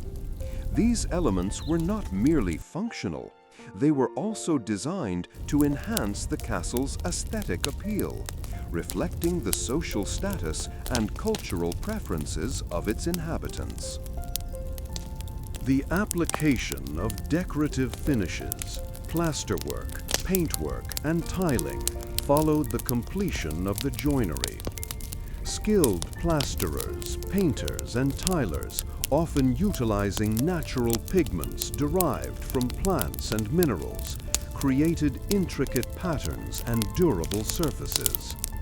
The use of local materials, such as limestone for plasterwork or locally quarried stone for tiling, varied regionally, reflecting both the availability of resources and the cultural preferences of the era. The aesthetic aspects of the castle's interior were not secondary considerations. They were carefully integrated into the overall design and construction, reflecting the castle's status as a symbol of wealth and power. The installation of hardware, locks, hinges, and other metal fittings marked another crucial stage. Skilled blacksmiths and metalworkers, whose expertise was highly valued, created durable and often intricately designed components. These were not merely functional, they frequently showcased the metalworker's artistry, adding to the overall aesthetic appeal of the castle. The mechanisms of the locks, latches, and bolts often represented advanced engineering for the time, reflecting the builder's sophisticated understanding of mechanical principles and their commitment to the castle's security. Beyond the castle's walls, landscaping and the construction of outbuildings further enhanced the castle's functionality and aesthetic appeal. Gardens, often carefully planned and integrated into the overall design, provided fresh produce, herbs, and a space for recreation. Outbuildings such as stables, workshops, and storehouses accommodated the castle's needs. The coordination of these activities, frequently managed by specialists, demonstrated the considerable organizational skills required for this concluding phase. Archaeological findings at several sites reveal a significant amount of evidence supporting the sophisticated planning and management of the final construction phases. Meticulous records, accounts of expenses, inventories of materials, and personnel lists highlight the efficient allocation of resources and the complex interplay between various skilled craftspeople and engineers. The high degree of organization evident in these documents underscores the sophisticated management required for such a large-scale project. The completion of a medieval castle was not merely a construction project's conclusion. It was a significant communal event, frequently celebrated with grand festivities. These celebrations, often documented in historical records, provide valuable insight into the social dynamics of the era and the castle's importance to the wider community.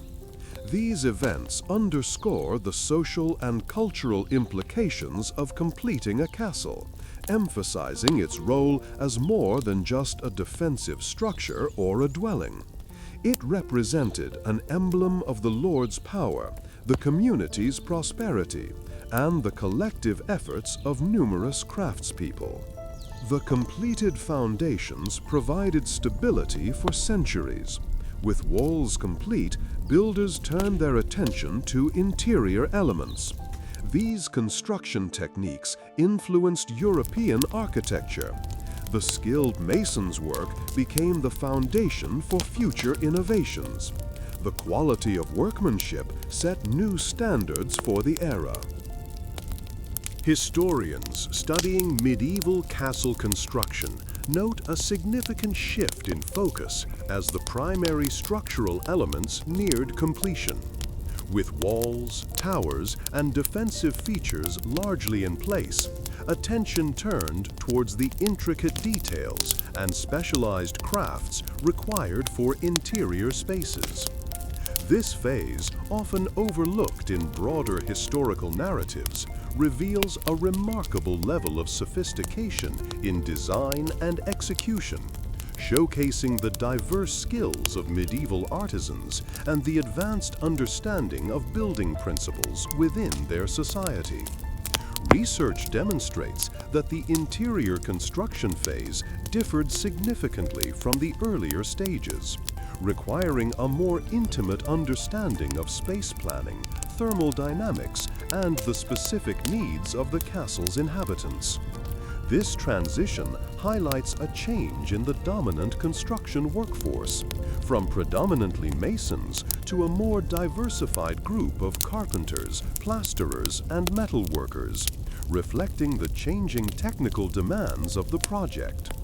The successful completion of this phase signified a crucial step in transforming a fortified structure into a functioning and livable space for its noble inhabitants and their retinues.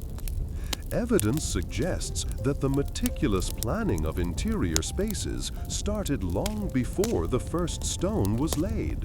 Surviving blueprints and documents from several castles across Europe, including the Château de Vincennes near Paris, the impressive Prague Castle, and the well-documented Caerphilly Castle in Wales, reveal the sophisticated spatial arrangements reflecting the social hierarchy and the functional needs of castle life. These plans clearly show a hierarchical spatial distribution, with the largest and most prominent chambers allocated to the castle lord and his family, while smaller, less elaborately finished spaces were designated for servants and retainers. The strategic placement of service areas, such as kitchens, pantries, and storage rooms, often near the Great Hall or easily accessible from the main gatehouse, highlights the practical consideration given to logistics and daily life within the castle walls. A noteworthy example is the planning of the kitchen facilities at the Tower of London, which were designed to feed numerous people, with intricate systems for managing food supplies and waste disposal. This is a testament to the careful planning and consideration given to the daily needs of the inhabitants.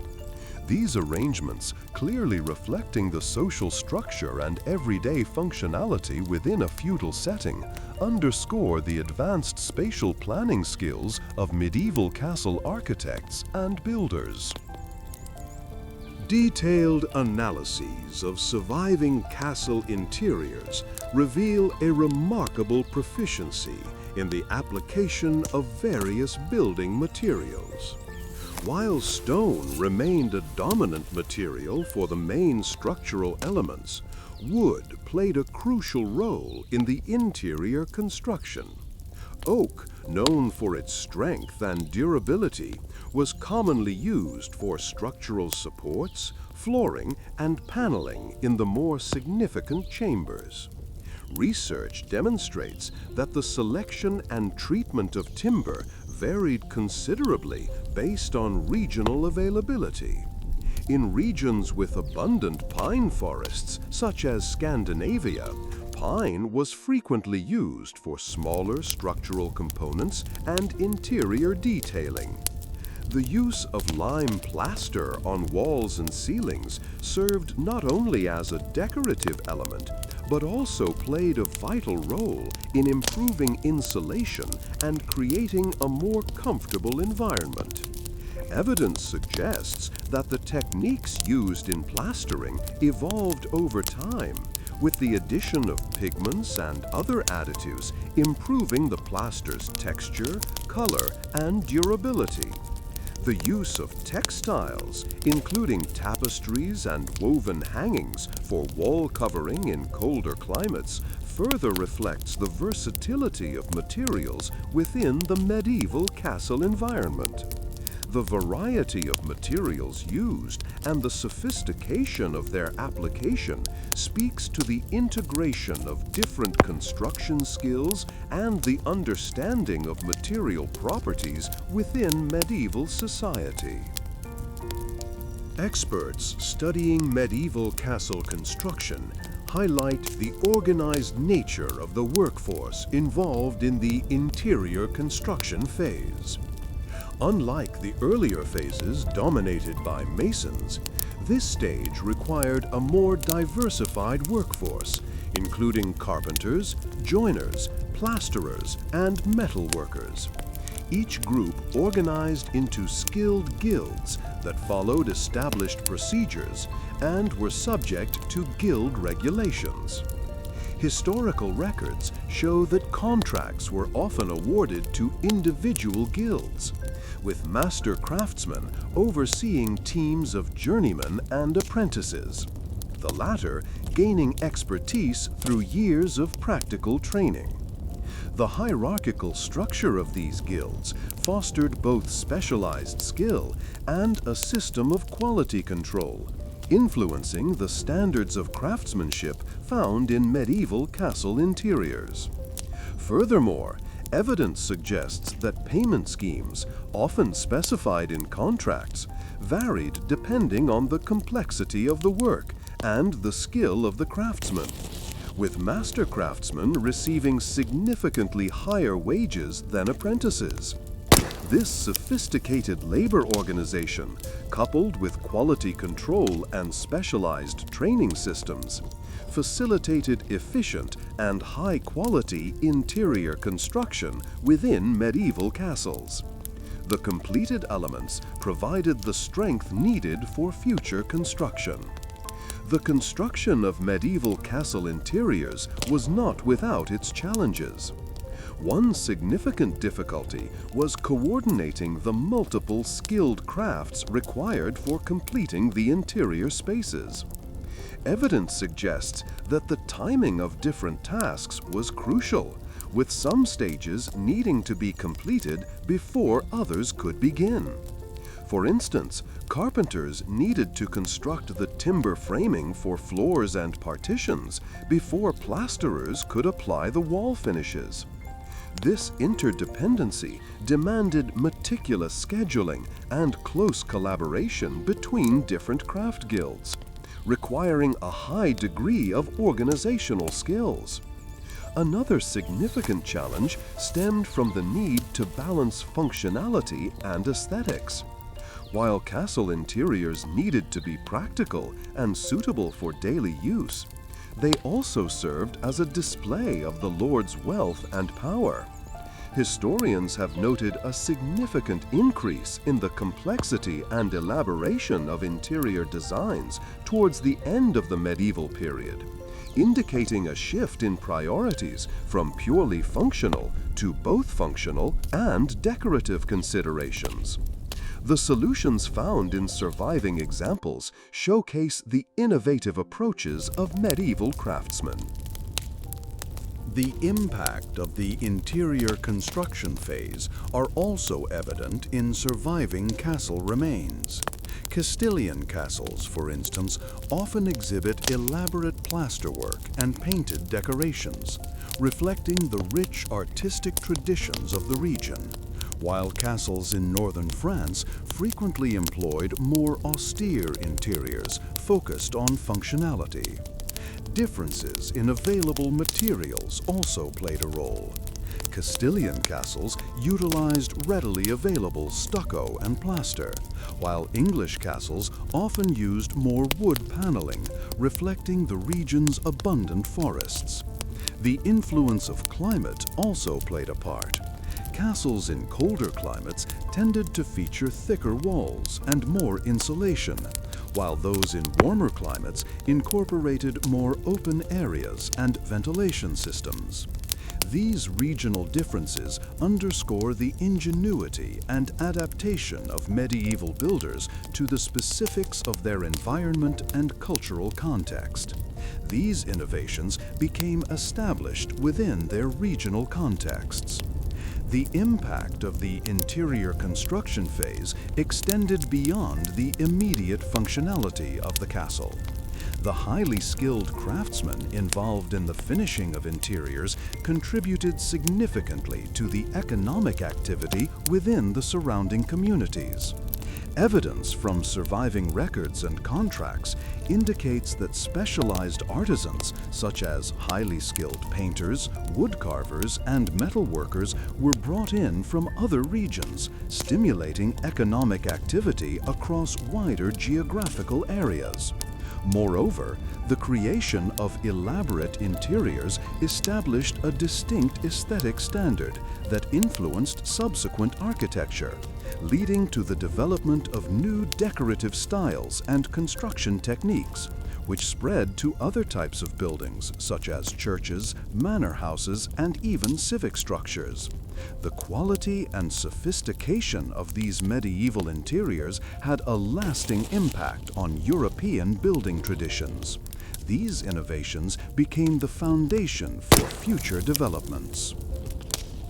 Ongoing scholarly debate focuses on the degree of specialization within the medieval construction workforce.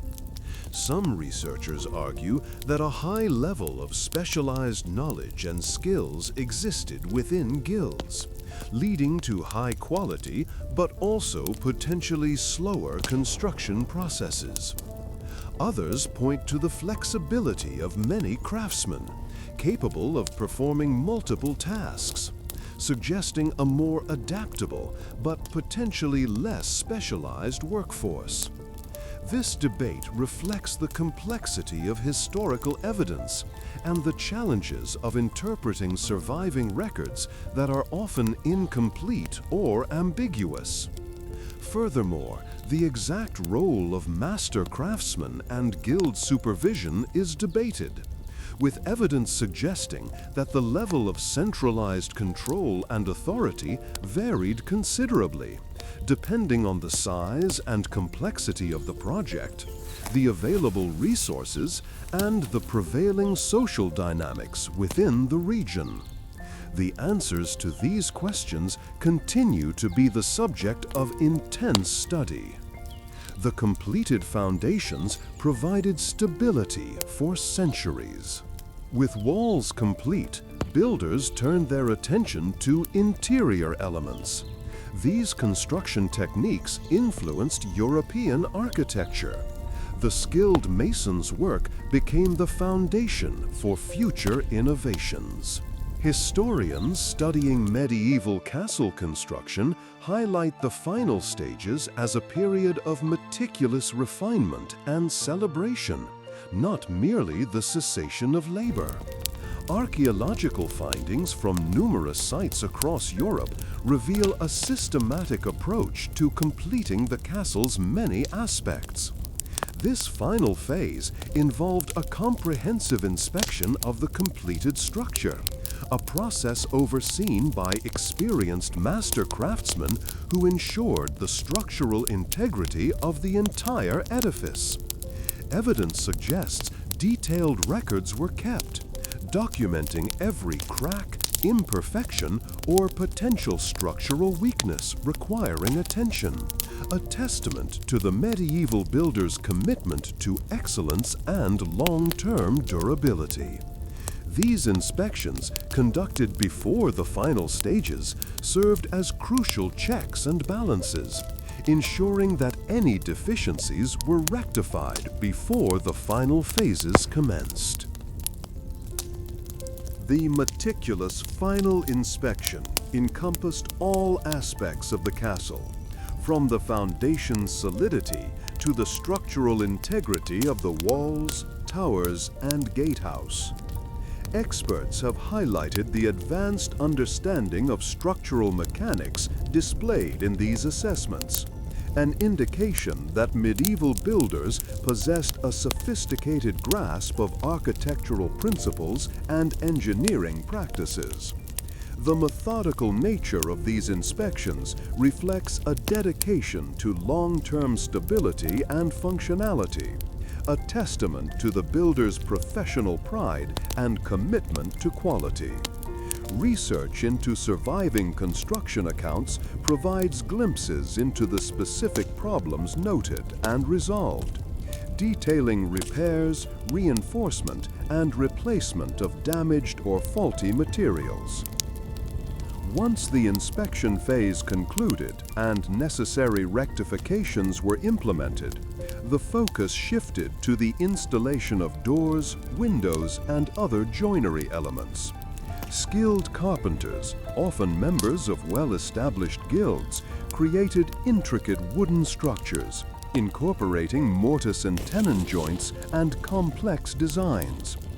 Archaeological excavations have unearthed numerous examples of their craftsmanship, revealing not only their technical proficiency, but also the aesthetic sensibilities of medieval builders.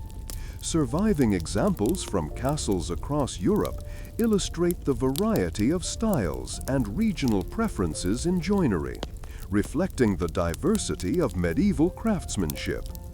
Detailed descriptions within period texts indicate that the wood chosen and the designs were influenced by factors such as climate, availability of resources, and local traditions. The application of decorative finishes involved specialized craftsmen, plasterers, painters, and tilers. Studies of surviving castle interiors reveal a wide range of techniques, from elaborate plasterwork to intricate murals. Evidence suggests that the colors used were often derived from natural pigments, creating a palette reflecting the environment and available resources. The plasterwork frequently incorporated decorative elements such as moldings and carvings, enhancing the aesthetic appeal of the interior spaces. Historical accounts detail the use of various types of tiles, ranging from simple clay to more elaborate glazed versions, demonstrating the builder's commitment to creating visually stunning spaces, as well as functional ones.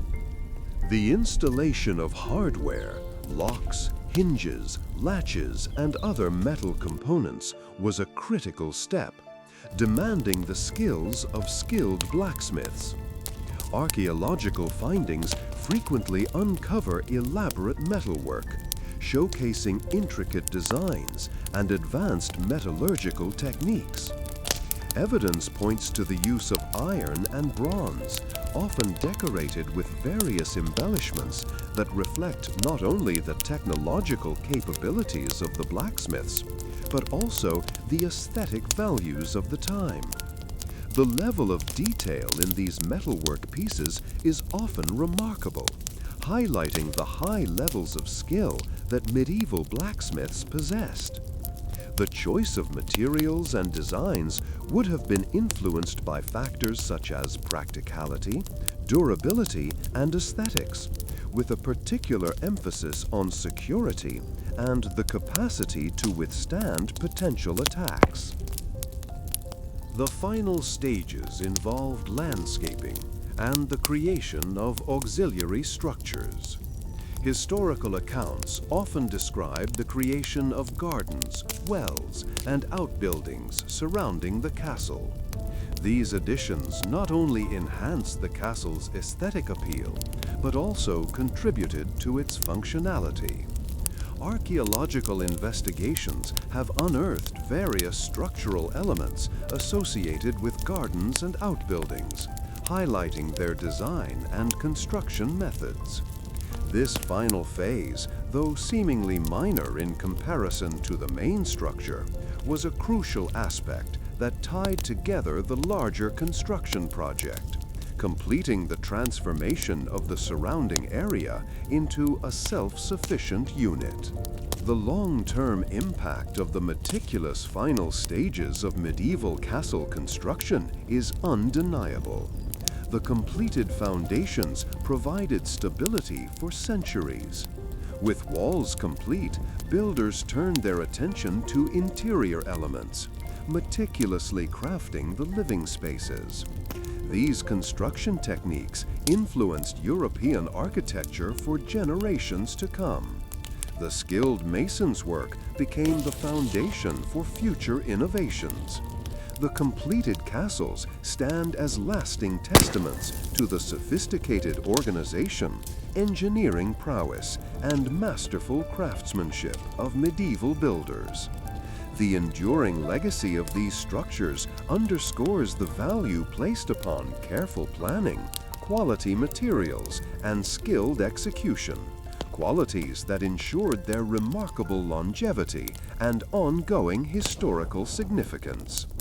The rigorous completion process, which included a thorough inspection of the completed elements, served not only to ensure the castle's immediate habitability, but to also maximize its long-term durability. laying the foundation for many years of continued use and the remarkable survival of several medieval castles. Moreover, this attention to detail demonstrates the builder's profound understanding of structural mechanics, a skill frequently underestimated in discussions of medieval building practices, further emphasizing the advanced technological capacities of medieval builders. In conclusion, meticulous planning, advanced material technology, and sophisticated labor organization transformed initial castle plans into impressive defensive structures. The social implications of castle construction extended beyond the immediate worksite. The completion of a medieval castle was often celebrated with grand festivities, involving not only the builders, but also the lord, his family, and the surrounding community. These celebrations, documented in surviving accounts and chronicles, underscore the social and cultural significance of such monumental achievements. The completion of a castle marked a shift in power dynamics and political dominance, often resulting in altered social hierarchies and economic changes. Researchers analyzing surviving records note the celebration scale, often including elaborate feasts, tournaments, and religious ceremonies. This final phase marked not only the end of years of labor, but also a pivotal moment in the social and cultural fabric of the surrounding communities. The castle's finalization was a marker of success, a testament to the builder's skills and the lord's power and influence. The resulting economic activity influenced local businesses and stimulated the economy of the surrounding regions. This economic boost had lasting effects on these regions. Historians debate the extent to which standardized procedures were used throughout the process. Some argue for a high degree of consistency, citing the repeated appearance of similar design and construction techniques across diverse regions. Others, however, point to the evidence of significant regional variations influenced by local materials, traditional practices, and the specific demands of the terrain. Research on surviving construction accounts, often containing detailed specifications and instructions, has contributed significantly to clarifying this debate. This ongoing discussion is enriched by the continuing analysis of newly discovered archival materials, which offer increasingly detailed insights into regional differences in castle building practices. The debate continues, highlighting the need for further research and analysis. Archaeological excavations are continuing to provide data. The process of constructing a medieval castle took years, often decades, of intense labor and detailed planning. The final stages, however, were crucial for ensuring the castle's long-term habitability and functionality. Evidence suggests that builders devoted significant time and resources to ensuring that these final steps were executed flawlessly, a testament to their dedication and commitment to their craft. The precise organization of the workforce and the careful coordination of different crafts are evident in the consistent quality of the surviving castle structures, underscoring the advanced management skills and expertise of the medieval construction managers and their teams. The resulting castles stood as symbols of power, prestige, and defense.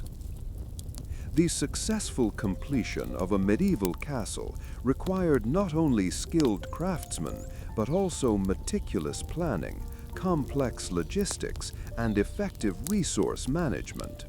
Researchers studying construction accounts note the meticulous record-keeping employed by medieval construction supervisors.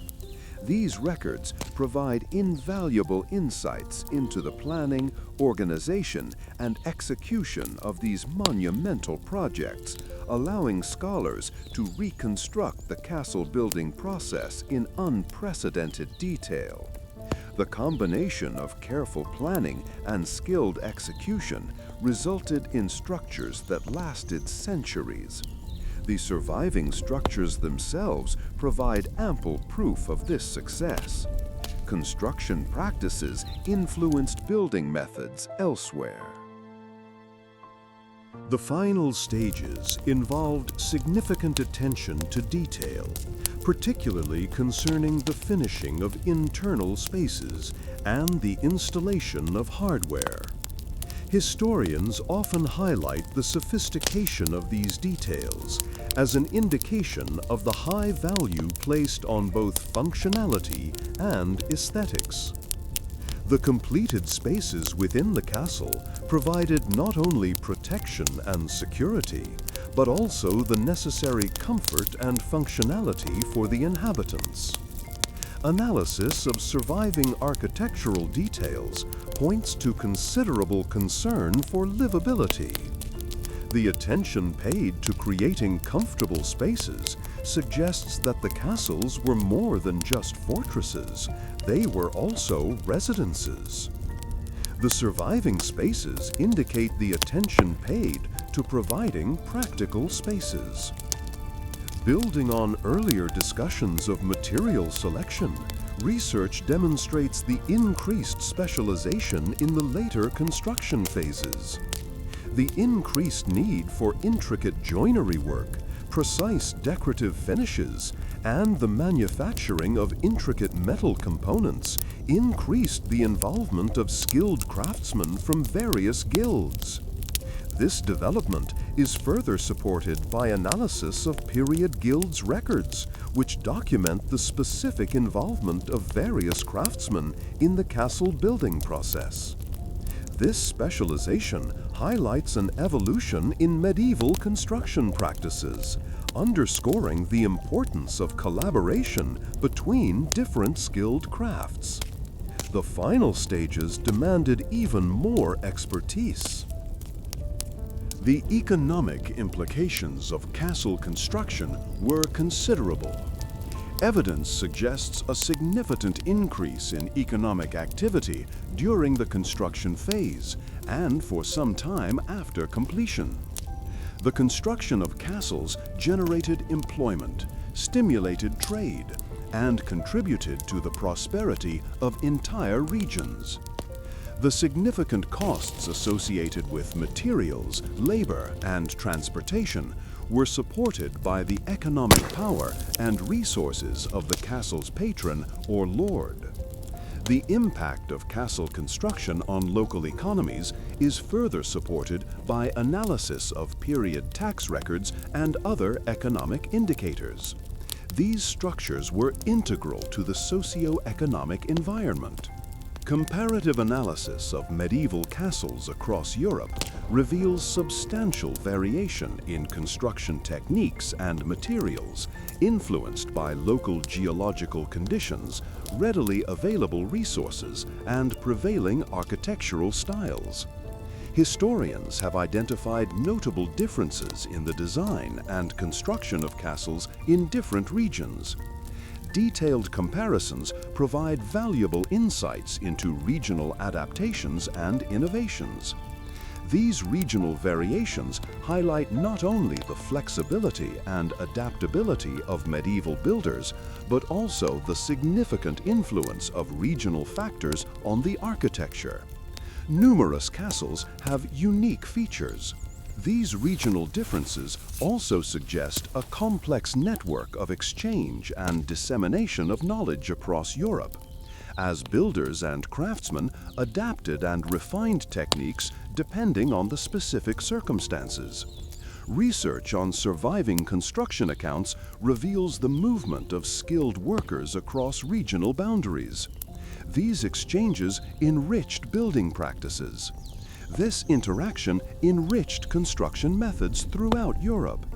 The spread of techniques influenced castle building for centuries. The completed foundations provided stability for centuries. With the construction complete, the castle stood as a testament to the engineering and craftsmanship of its builders, a powerful symbol of both military might and societal organization. The meticulous care taken during the final stages ensured the castle's long-term viability and enhanced its overall functionality. The final construction process laid the groundwork for centuries of use. The careful finishing work completed and the intricate details added during this phase enhanced not only the castle's aesthetic qualities, but also its comfort and habitability. This attention to detail speaks volumes about the medieval builder's understanding of engineering principles. Evidence from archaeological excavations across numerous medieval castle sites, including, but not limited to, the meticulously preserved remnants of Caernarvon Castle in Wales, the majestic Château de Vincennes in France, the imposing Alhambra in Spain, and the strategically positioned Château de Coucy in France, each exhibiting unique architectural features and construction techniques reflective of regional variations in materials, available resources, and the prevailing architectural styles of their respective eras, coupled with detailed analyses of surviving medieval architectural treatises, period construction accounts meticulously preserved in various archives, and exhaustive comparative studies of similar structures from the period, including, but not limited to, fortified towns, monastic complexes, and even contemporaneous cathedrals, all of which allow for a comprehensive and nuanced understanding of the nuances of medieval castle construction, alongside the incorporation of additional data gleaned from meticulously preserved illustrations, surviving inventories meticulously cataloging the employed materials, tools, and techniques, all further supported by the in-depth examination of meticulously kept records detailing workforce organization, financial accounts, and contracts associated with numerous castle construction projects, revealing the intricate levels of social organization, logistics, and management involved. And this vast body of evidence further illuminates the sophisticated logistical arrangements for material procurement, transport, and storage, shedding light on the complex interactions and the intricate networks of supply chains connecting the various components of the construction process, from the quarrying of stones to the fabrication of specialized hardware. All strongly suggests that the final stages of medieval castle construction, following the completion of the main structural elements, defensive fortifications, gatehouse, and interior spaces, involved a multifaceted and highly orchestrated process, encompassing a complex interplay of specialized skills and intricate coordination among various skilled craftspeople, engineers, and overseers, to ensure that not only were all previously completed structural elements thoroughly inspected, meticulously maintained, and any necessary repairs meticulously completed, but that the castle was also appropriately furnished and decorated according to the social standing and preferences of its inhabitants. This final phase, often extending over several months or even years, depended heavily on the meticulous attention to detail and the seamless coordination of various specialized trades, each contributing their unique expertise to bring the project to its successful conclusion. Now, one might assume that the final stages were merely cosmetic, but in reality, they involved considerable technical expertise and intricate planning. The process began with a rigorous final inspection of all previously constructed elements, This meticulous examination, carried out by a team of highly skilled inspectors, master masons, master carpenters, and other specialized craftsmen, ensured structural integrity and identified any areas requiring further attention. Their detailed reports, often meticulously recorded in surviving documents, served as a critical blueprint for the final phases. These reports were not merely lists of defects, they were thorough assessments, incorporating insights into the overall quality of the construction and detailed specifications for the necessary rectifications. Consider the level of planning and organization demanded by such detailed reports. This level of meticulousness directly influenced the final structural integrity of the completed structure, extending its lifespan by centuries.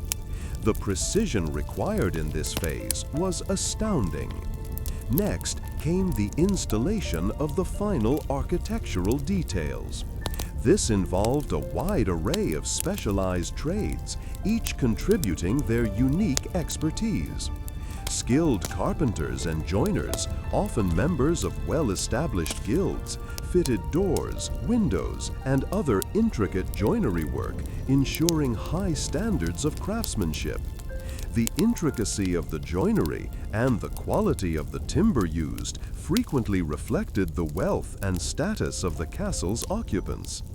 The type of wood, the style of joinery, and the level of ornamentation often varied significantly across different regions and castles, revealing fascinating insights into regional variations in construction practices and aesthetic preferences.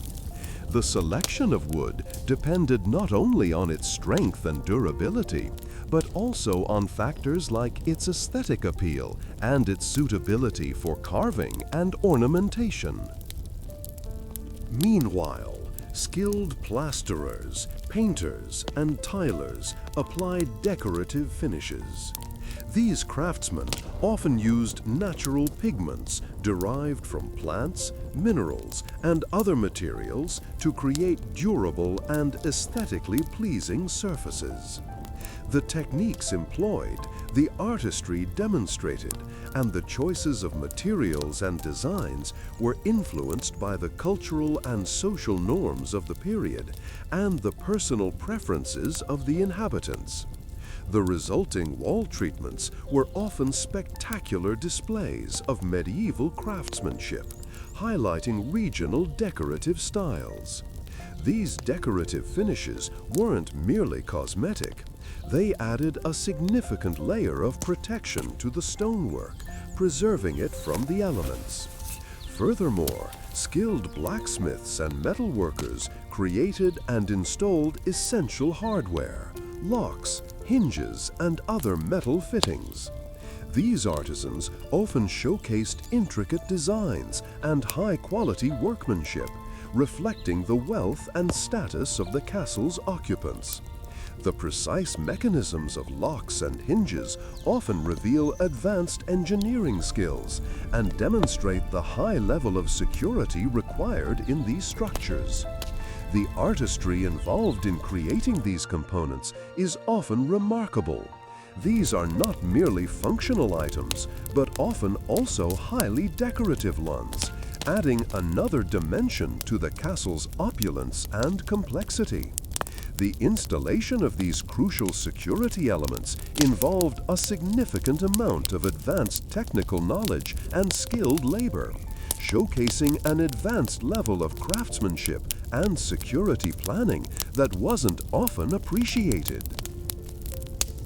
The final stages also encompassed landscaping and the creation of supplementary structures. Gardens, outbuildings, and other auxiliary structures were constructed, enhancing the castle's overall functionality and aesthetic appeal. The landscaping efforts often directly contributed to the castle's defense. The planning and construction of these gardens and outbuildings directly reflected the social and economic context of the times. They weren't simply decorative additions, but often served important practical functions, contributing to the castle's self-sufficiency and its ability to endure sieges. The scale of these elements varied considerably. Some castles included extensive gardens, while others had more modest surroundings, reflecting the available resources and the specific needs of their inhabitants. The detailed planning of the surrounding environment is evident in many surviving examples, underscoring that these were carefully planned spaces, reflecting not only practical needs but also aesthetic preferences and social structures. The meticulous record-keeping associated with major construction projects provides additional insight into the final construction phases. Detailed accounts of expenses, inventories of materials, lists of personnel, and records of payments offer a glimpse into the highly organized nature of the process. These records often reveal remarkable levels of detail. Some include not only the names of workers and materials used, but also specifications for the quality of the materials, and even timekeeping details, providing valuable data for researchers to analyze. These historical records serve not only as an account of finances, but also as evidence of a sophisticated management system. Analyzing these accounts reveals insights into the social and economic contexts of medieval construction. The castle's completion was often marked by significant celebrations. These festivities, sometimes extending over several days or even weeks, brought together builders, inhabitants, and the wider community. These celebrations often involved grand feasts, displays of wealth, and the participation of notable figures from all levels of medieval society. The type and scale of these celebrations often depended on factors such as the size of the castle, the patron's wealth and social standing, the surrounding geographical landscape, the level of security concerns, and the political climate of the era. The accounts of these celebrations in surviving documents and chronicles provide valuable insights into medieval social practices, customs, and beliefs. The completed foundations provided stability for centuries. With walls complete, builders turned their attention to interior elements. These construction techniques influenced European architecture. The skilled mason's work became the foundation for future innovations. Historians, examining the meticulous records and surviving remnants of numerous medieval castle projects across Europe, reveal a remarkably sophisticated approach to the final stages of construction. These final phases, following the completion of the main structural elements, defensive features, and interior spaces, involved a complex interplay of specialized skills and intricate coordination among various skilled craftspeople, engineers, and overseers. The precision and attention to detail displayed in these concluding stages further underscore the advanced technological capabilities and exceptional organizational prowess of medieval builders. Archaeological findings, for example, consistently reveal highly refined joinery in surviving timber components, pointing to advanced carpentry techniques and the use of precise measuring tools. The final phase began with a thorough inspection of all previously constructed elements, a crucial step to ensure structural integrity before proceeding to the final details. Experienced master masons, master carpenters, and other specialized craftsmen meticulously examined every aspect of the structure, identifying any areas needing further attention or repairs. Their detailed reports formed the foundation for the subsequent work, reflecting a sophisticated quality control process. Evidence suggests that contracts frequently stipulated detailed specifications and penalties for substandard workmanship, indicating a high degree of accountability and quality assurance in medieval construction. This rigorous approach to quality control, combined with the inherent durability of the materials used, explains the remarkable longevity of many medieval castles. The meticulous fitting of doors, windows, and other joinery components followed, showcasing the advanced skills of carpenters and joiners. These craftsmen, often members of well-established guilds, employed high-quality timber and precise joinery techniques, resulting in durable and aesthetically pleasing finishes. The surviving examples of medieval joinery exhibit a remarkable level of precision and complexity, frequently employing intricate mortise and tenon joints, demonstrating advanced woodworking techniques and an understanding of structural mechanics. Detailed analyses of surviving timber frames reveal a sophisticated understanding of load distribution and stress management. The application of decorative finishes constituted another crucial element of this phase, with skilled plasterers, painters, and tilers carefully applying durable and aesthetically pleasing coatings to the walls and ceilings. These skilled artisans frequently used natural pigments derived from plants, minerals, and other materials to create vibrant colors and intricate patterns, reflecting both artistic skill and a deep understanding of material properties.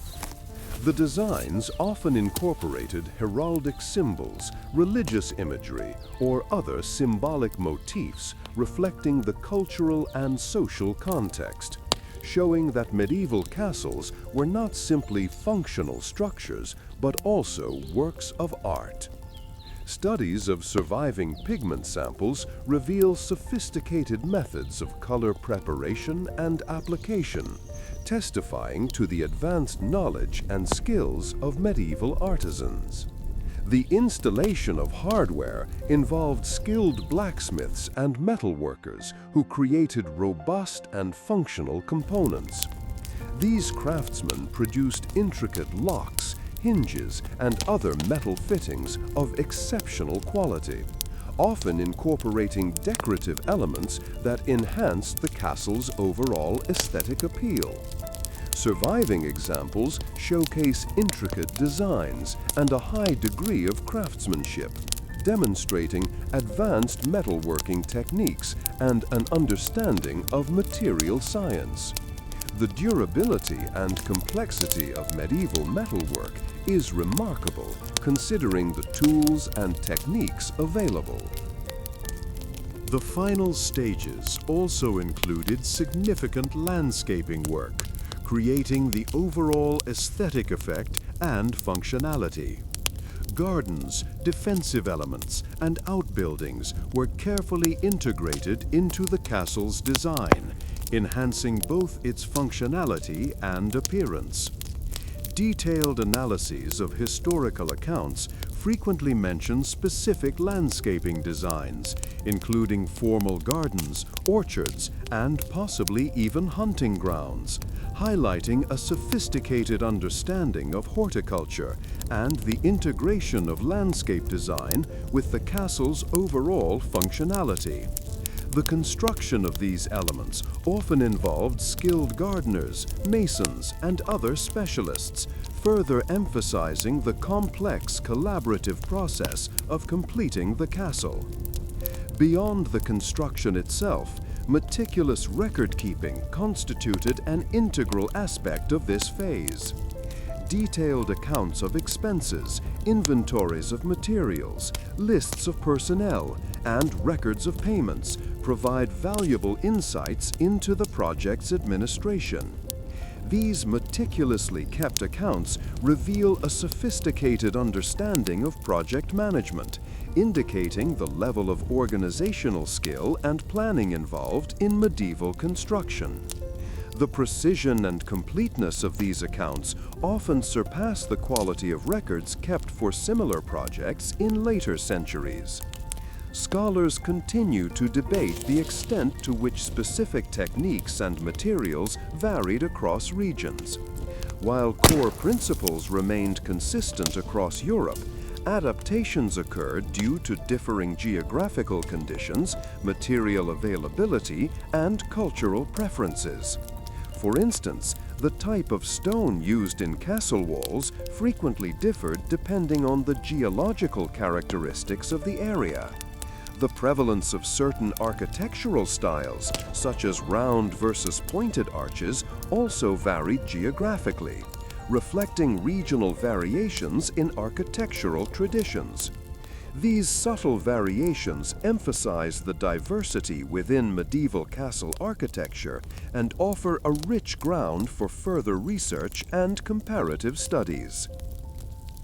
The long-term impact of medieval castle construction extended far beyond the physical structures themselves.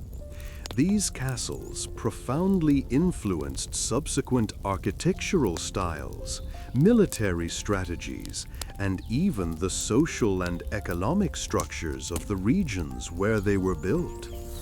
They served as centers of power, symbols of authority, and focal points for social and political activity. Their construction fostered the development of skilled crafts, stimulated trade and commerce, and contributed significantly to the economic growth of the region. Analysis of the long-term impact indicates a significant contribution to both regional economies and the development of various skilled trades.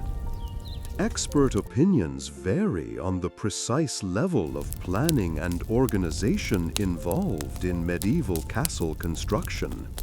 Some historians suggest that projects were often less centrally planned than previously thought, while others emphasize the sophisticated organizational structures implied by the complexity of the finished structures. The extent to which master builders exerted control over multiple work teams remains a topic of debate. Ongoing research continues to uncover evidence related to project management techniques, contractual agreements, and the dynamics of the workforce, all of which continue to shed new light on these fascinating questions. The completed foundations provided stability for centuries. With walls complete, builders turned their attention to interior elements. These construction techniques influenced European architecture. The skilled mason's work became the foundation for future innovations. The precision of this work demonstrated remarkable medieval engineering. Historians studying the evolution of medieval castle construction have uncovered significant evidence regarding the post-construction phases. Following the completion of the main structure, a period of sustained use, occupation, and adaptation ensued. This extended period, often spanning centuries, involved continuous maintenance, repair, renovation, and modification. These adjustments reflected the changing needs and priorities of the castle's inhabitants, as well as the evolving political and social landscape.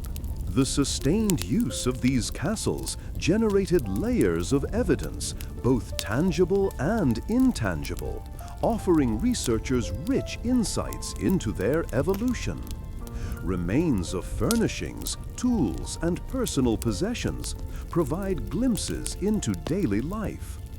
Analysis of surviving documents, such as inventories, accounts, and letters, shed light on the castle's administration and social organization.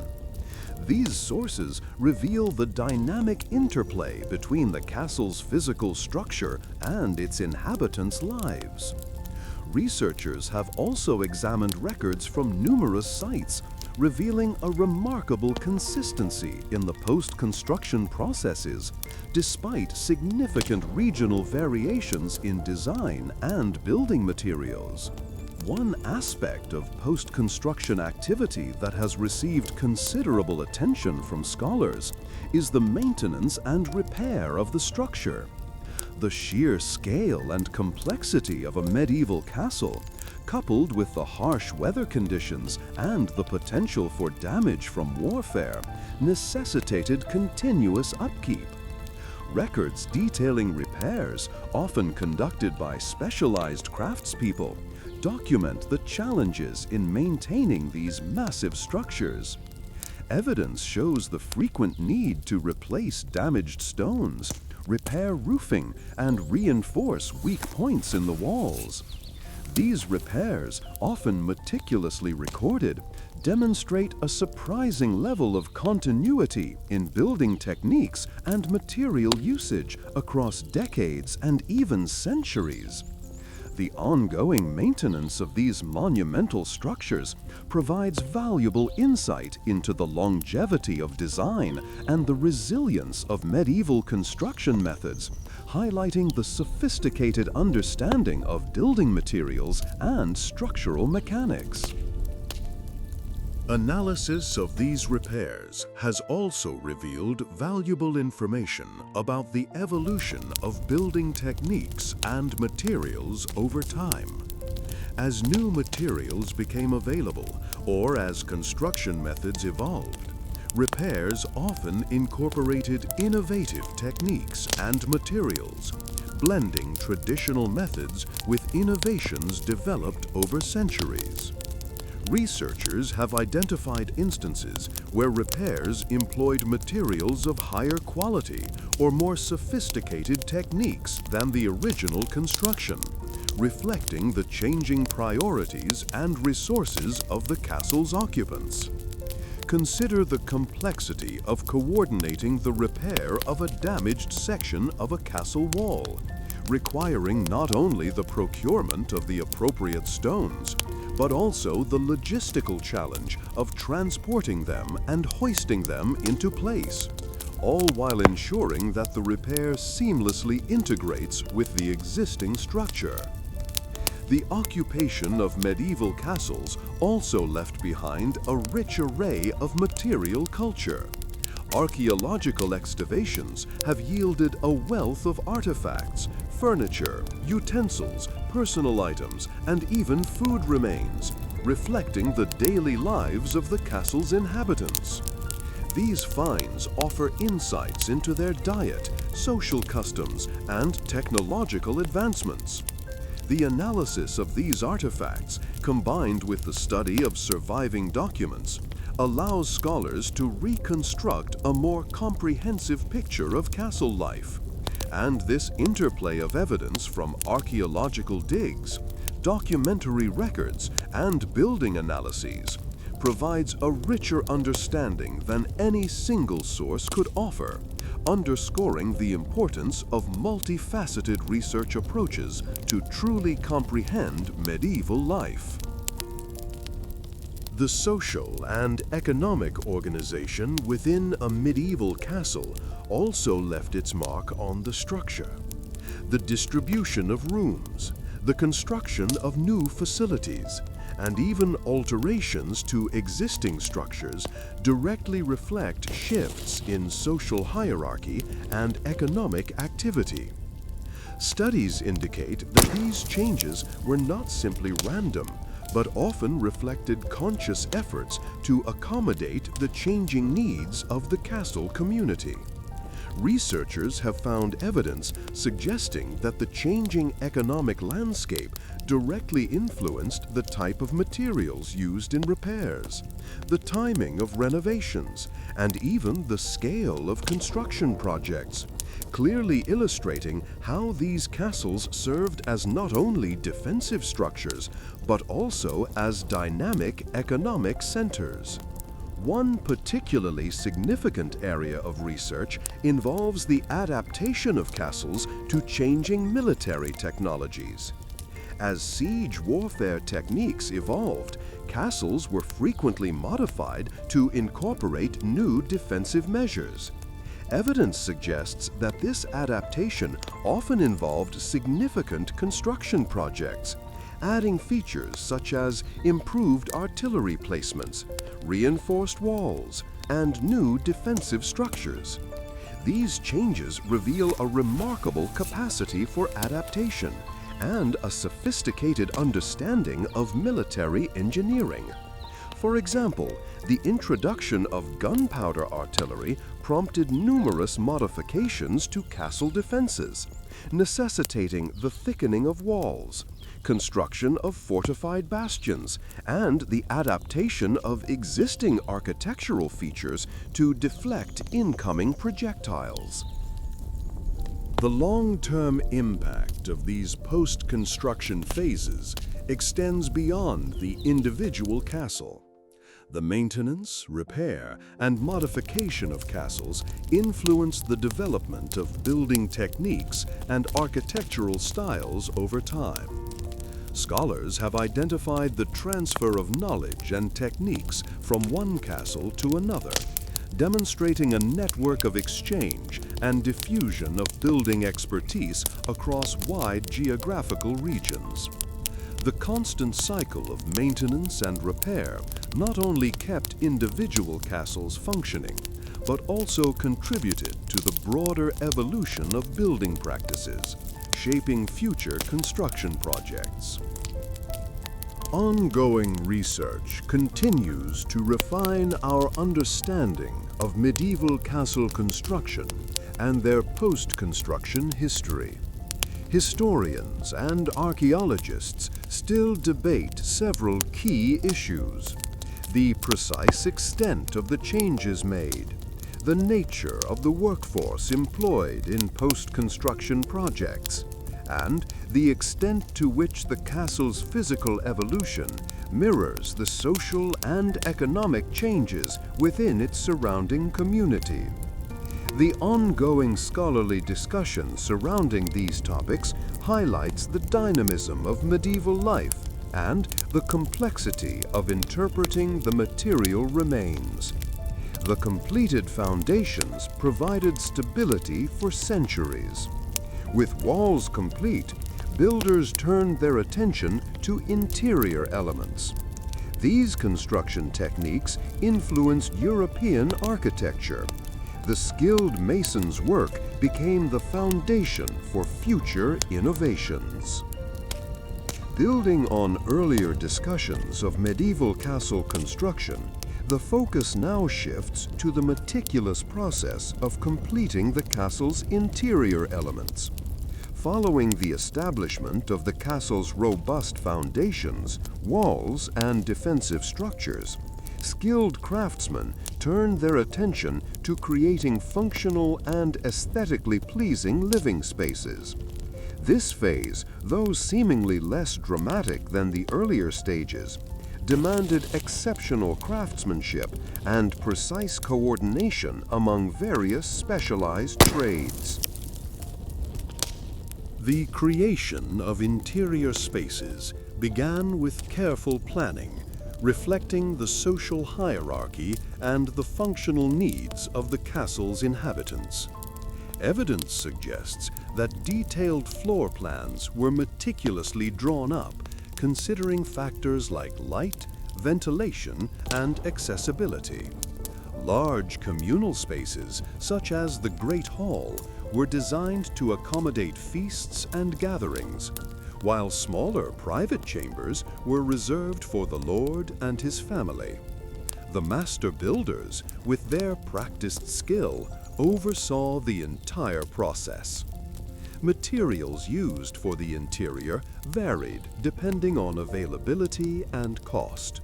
Stone, primarily used in the exterior walls, was also used for interior partitions and fireplaces in wealthier castles. Wood, however, played a more prominent role in interior construction. Oak, due to its strength and durability, was a preferred choice for beams, flooring, and structural elements. Other woods, such as pine and fir, were used for less demanding structural elements or for decorative purposes.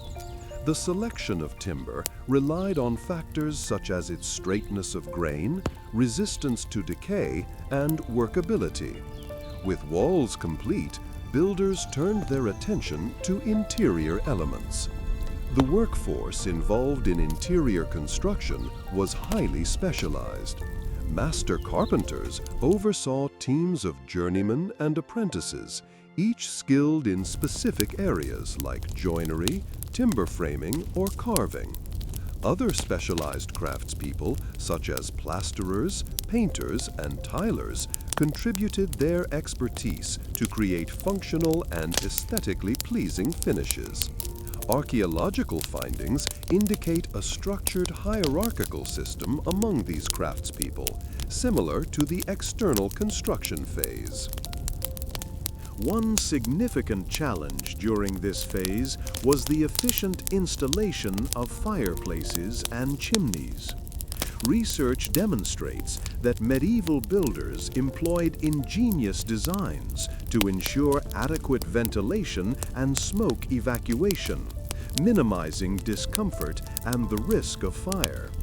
The construction of chimneys required careful planning and execution, often involving intricate designs and the use of specialized tools and materials.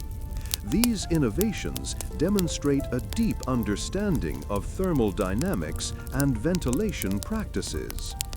Another challenge was the construction of staircases. The placement and design of staircases had to balance functional necessities with aesthetic considerations, while ensuring safe access between different levels of the castle. Evidence suggests that the construction of staircases demanded careful engineering calculations and the skillful application of carpentry techniques, highlighting the close interaction between functionality and visual appeal. Regional variations in interior design and construction techniques are evident across various castle sites. Studies of castles in England, France, and Spain reveal differences in floor plans, materials used, and the styles of decorative finishes. These variations reflect not only regional differences in available resources, but also the differing architectural preferences and cultural customs of the era. These construction techniques influenced European architecture. The construction of castle interiors played a significant role in shaping the social and economic life within the castle. The design and arrangement of spaces reflected the social hierarchy, the functions of different areas, and the lifestyles of its inhabitants. Evidence shows that the castle's interior spaces were designed to meet both functional requirements and to project power and status. These interiors often showcased the wealth and power of the castle's inhabitants. The impact of this interior construction phase extended beyond the immediate castle. The skilled mason's work became the foundation for future innovations. The techniques employed in castle building, such as advanced carpentry and specialized masonry, influenced other architectural projects of the medieval era, including churches, town halls, and other significant structures. Scholars continue to debate the precise level of planning and coordination involved in the construction of castle interiors. Some historians emphasize the role of centralized planning and centralized control by master builders and architects, highlighting the level of organizational skill required to manage such complex projects. Others emphasize the decentralized nature of construction, with different craftspeople working semi-independently within a system of established guild structures. The skilled mason's work became the foundation for future innovations. The challenges faced during the interior construction phase were numerous and varied. Difficulties with material procurement, workforce management, and the precise execution of complex architectural details were just some of the hurdles that medieval builders faced. The completed foundations provided stability for centuries. However, the successful completion of this phase underscores the remarkable ingenuity, skill, and adaptability of medieval craftsmen. Despite the difficulties, medieval builders successfully constructed beautiful and functional castle interiors. The careful selection and application of materials, coupled with skilled craftsmanship and meticulous planning, resulted in durable and aesthetically pleasing interiors that served their occupants for centuries. These innovative techniques spread throughout Europe, influencing castle design for generations. The completed castle interiors served as a powerful reflection of both the wealth and status of the castle's owners and the advanced knowledge and skill of the craftspeople who built them. The successful integration of function and aesthetics demonstrated a level of sophisticated planning and execution that stands as a testament to the remarkable abilities of medieval builders, architects, and engineers. The carefully selected materials would endure for generations. Historians have long recognized the remarkable sophistication of medieval castle construction, a feat of engineering and organization that continues to fascinate researchers. Building on earlier discussions of foundation laying and wall construction, this exploration delves into the post-completion phases, the sustained use, adaptation, and eventual decline of these majestic structures. Evidence suggests that the lifespan of a medieval castle frequently extended centuries beyond its initial construction, a testament to the quality of materials and the ingenuity of the building techniques. Consider the remarkable survival of structures like Windsor Castle, whose foundations were laid in the 11th century, yet which continues to stand as a testament to medieval engineering prowess. The longevity of these castles, however, was not simply a matter of chance, but rather a result of ongoing maintenance, adaptation, and periodic renovations. This continuous process of maintenance and renovation was a vital element of castle life, ensuring the structure's ability to withstand the ravages of time and the impact of conflict. The technical processes involved in maintaining and adapting medieval castles were diverse and sophisticated, reflecting the ingenuity of the builders and the changing needs of the occupants. Regular inspections of the masonry, timberwork, and roofing were critical, requiring the expertise of specialized craftsmen such as masons, carpenters, and thatchers. Minor repairs, such as repointing stonework or replacing damaged tiles, were routinely undertaken. More substantial renovations, involving the rebuilding of sections of walls or the replacement of damaged timbers, would have required more extensive planning and resources. The use of lime mortar played a crucial role in maintenance, acting as a flexible binding agent that could be repeatedly reapplied to repair damaged sections of the stonework. Archaeological findings indicate the use of various specialized tools for this purpose, including trowels, chisels, and mallets, each carefully designed and utilized by skilled masons. The materials used in maintaining and renovating medieval castles were often sourced locally, minimizing transport costs. Stone was frequently quarried from nearby sites, while timber was obtained from nearby forests. Lime, a crucial ingredient in mortar, was often produced on site through the burning of limestone in kilns. The properties of these materials were well understood by the skilled craftspeople who used them, ensuring that the repairs were durable and matched the original construction as closely as possible.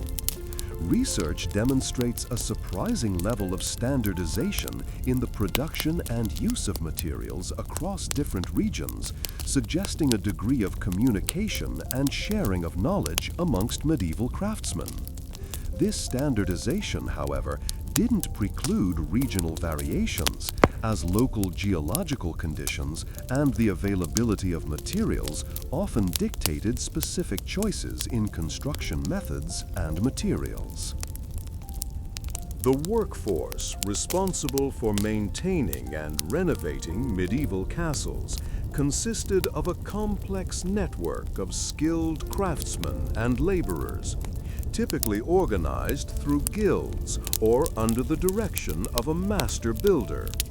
Archaeological evidence supports the existence of well-defined roles and responsibilities within the workforce, reflecting a hierarchical structure akin to that employed in the initial construction of these magnificent structures. Master masons, master carpenters, and other skilled artisans managed teams of journeymen and apprentices, each possessing specialized skills and knowledge. The coordination of this workforce was crucial, and surviving records show a surprisingly efficient system of task allocation and resource management. Historians point to the guild system's importance in ensuring the quality of workmanship and in providing training and professional development for aspiring craftsmen.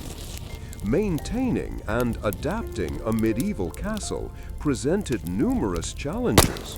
The constant need to make repairs, especially after sieges or other damaging events, placed considerable strain on the resources of the castle's inhabitants. Severe weather conditions caused damage to roofs, walls, and other exposed elements, requiring timely repairs to prevent further deterioration. The inherent complexities of the structures, with their complex network of arches, vaults, and other structural elements, meant that repairs often required a deep understanding of structural mechanics and considerable expertise. However, the ingenuity of medieval builders allowed them to overcome these challenges, employing various innovative solutions and adapting construction techniques to suit the specific needs of each situation. Evidence suggests that builders often integrated salvaged materials into repair work, demonstrating resourcefulness and a practical approach to maintenance.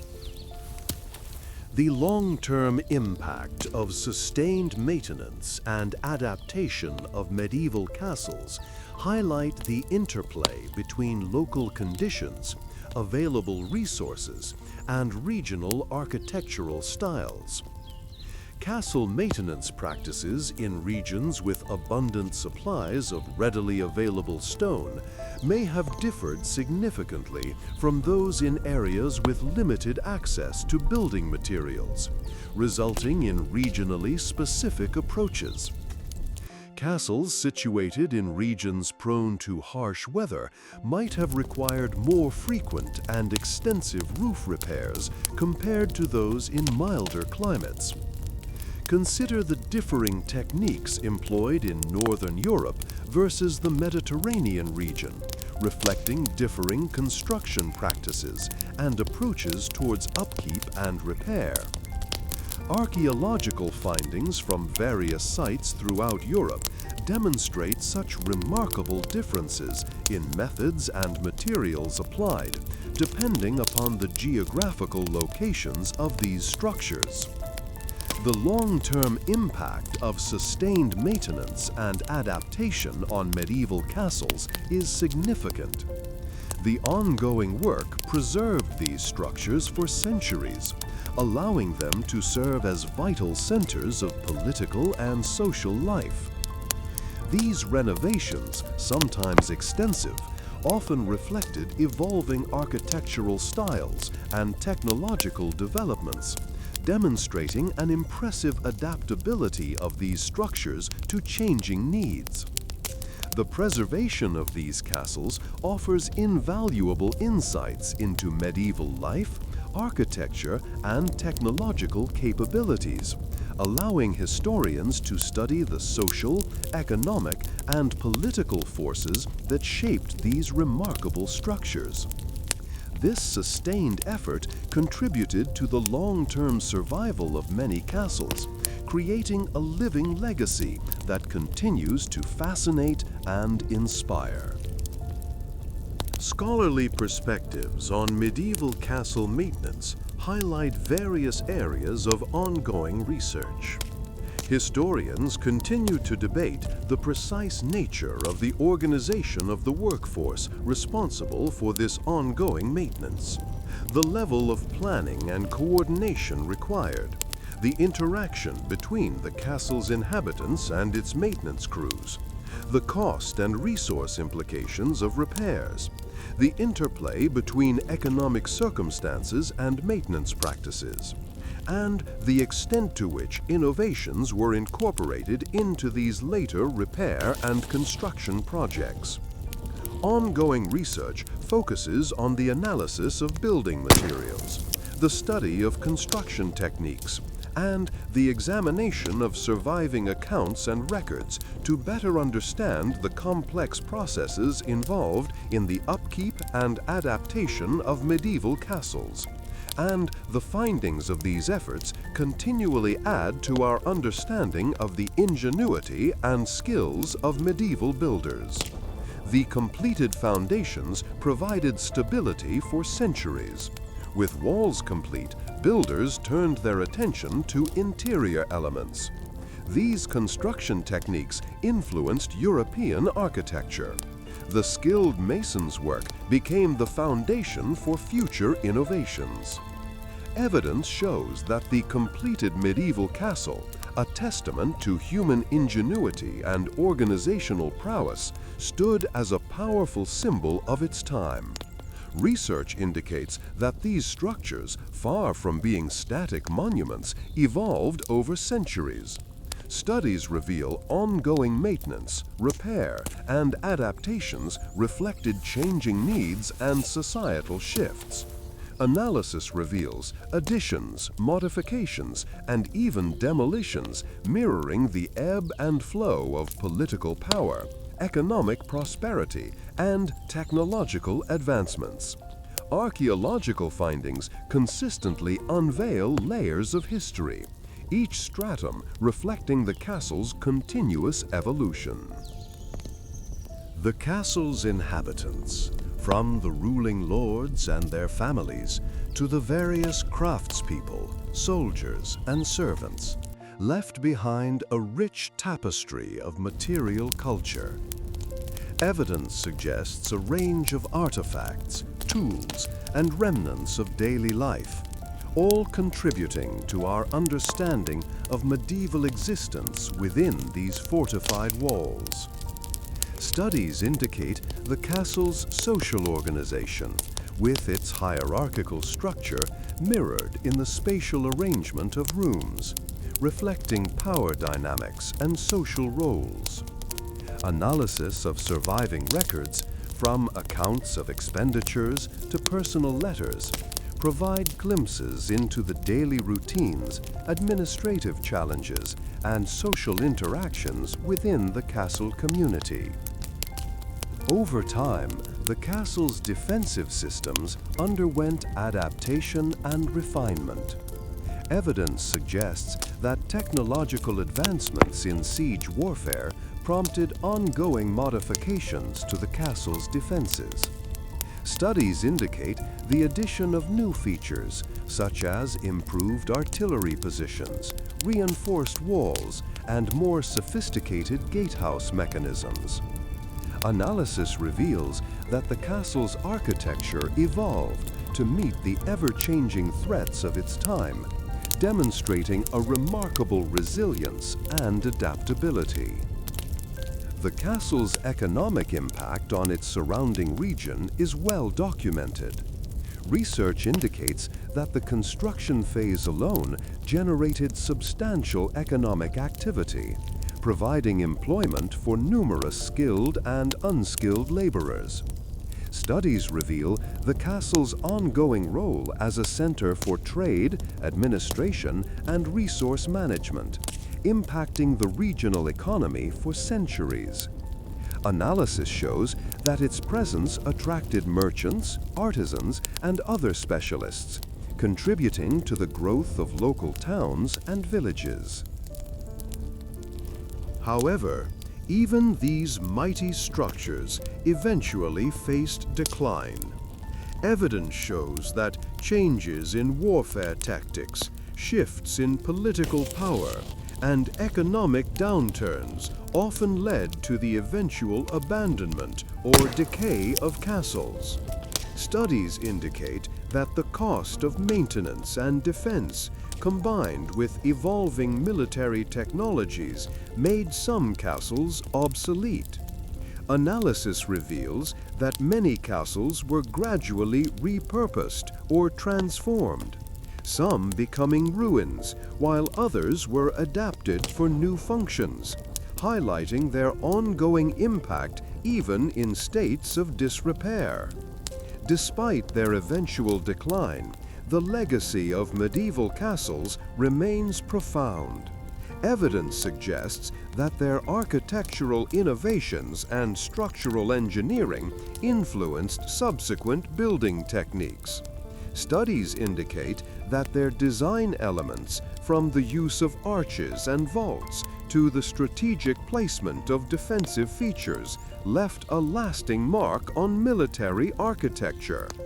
Analysis reveals that even the ruins themselves became imbued with symbolic and cultural significance, acting as landmarks, inspiring legends, and serving as enduring symbols of bygone eras. Archaeological findings, historical documents, and architectural analysis provide a wealth of information, allowing us to understand not only the technical achievements and social structures, but also the human stories embedded within the stones.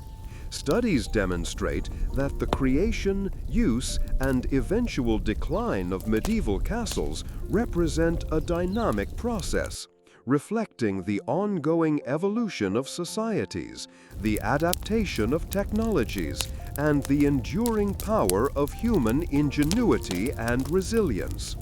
Research clarifies that these remarkable structures, from their intricate design and robust construction to their profound impact on surrounding communities, are far more than simply impressive buildings. They are powerful testaments to the capabilities, creativity, and collective efforts of generations past. The completed castles stand as lasting monuments to medieval engineering skill, social organization, and the enduring power of human endeavor. Their stones whisper tales of centuries past, a silent testament to the creativity and resilience of those who built and inhabited them. They remain powerful symbols of a bygone era, a tangible link to a rich and complex history.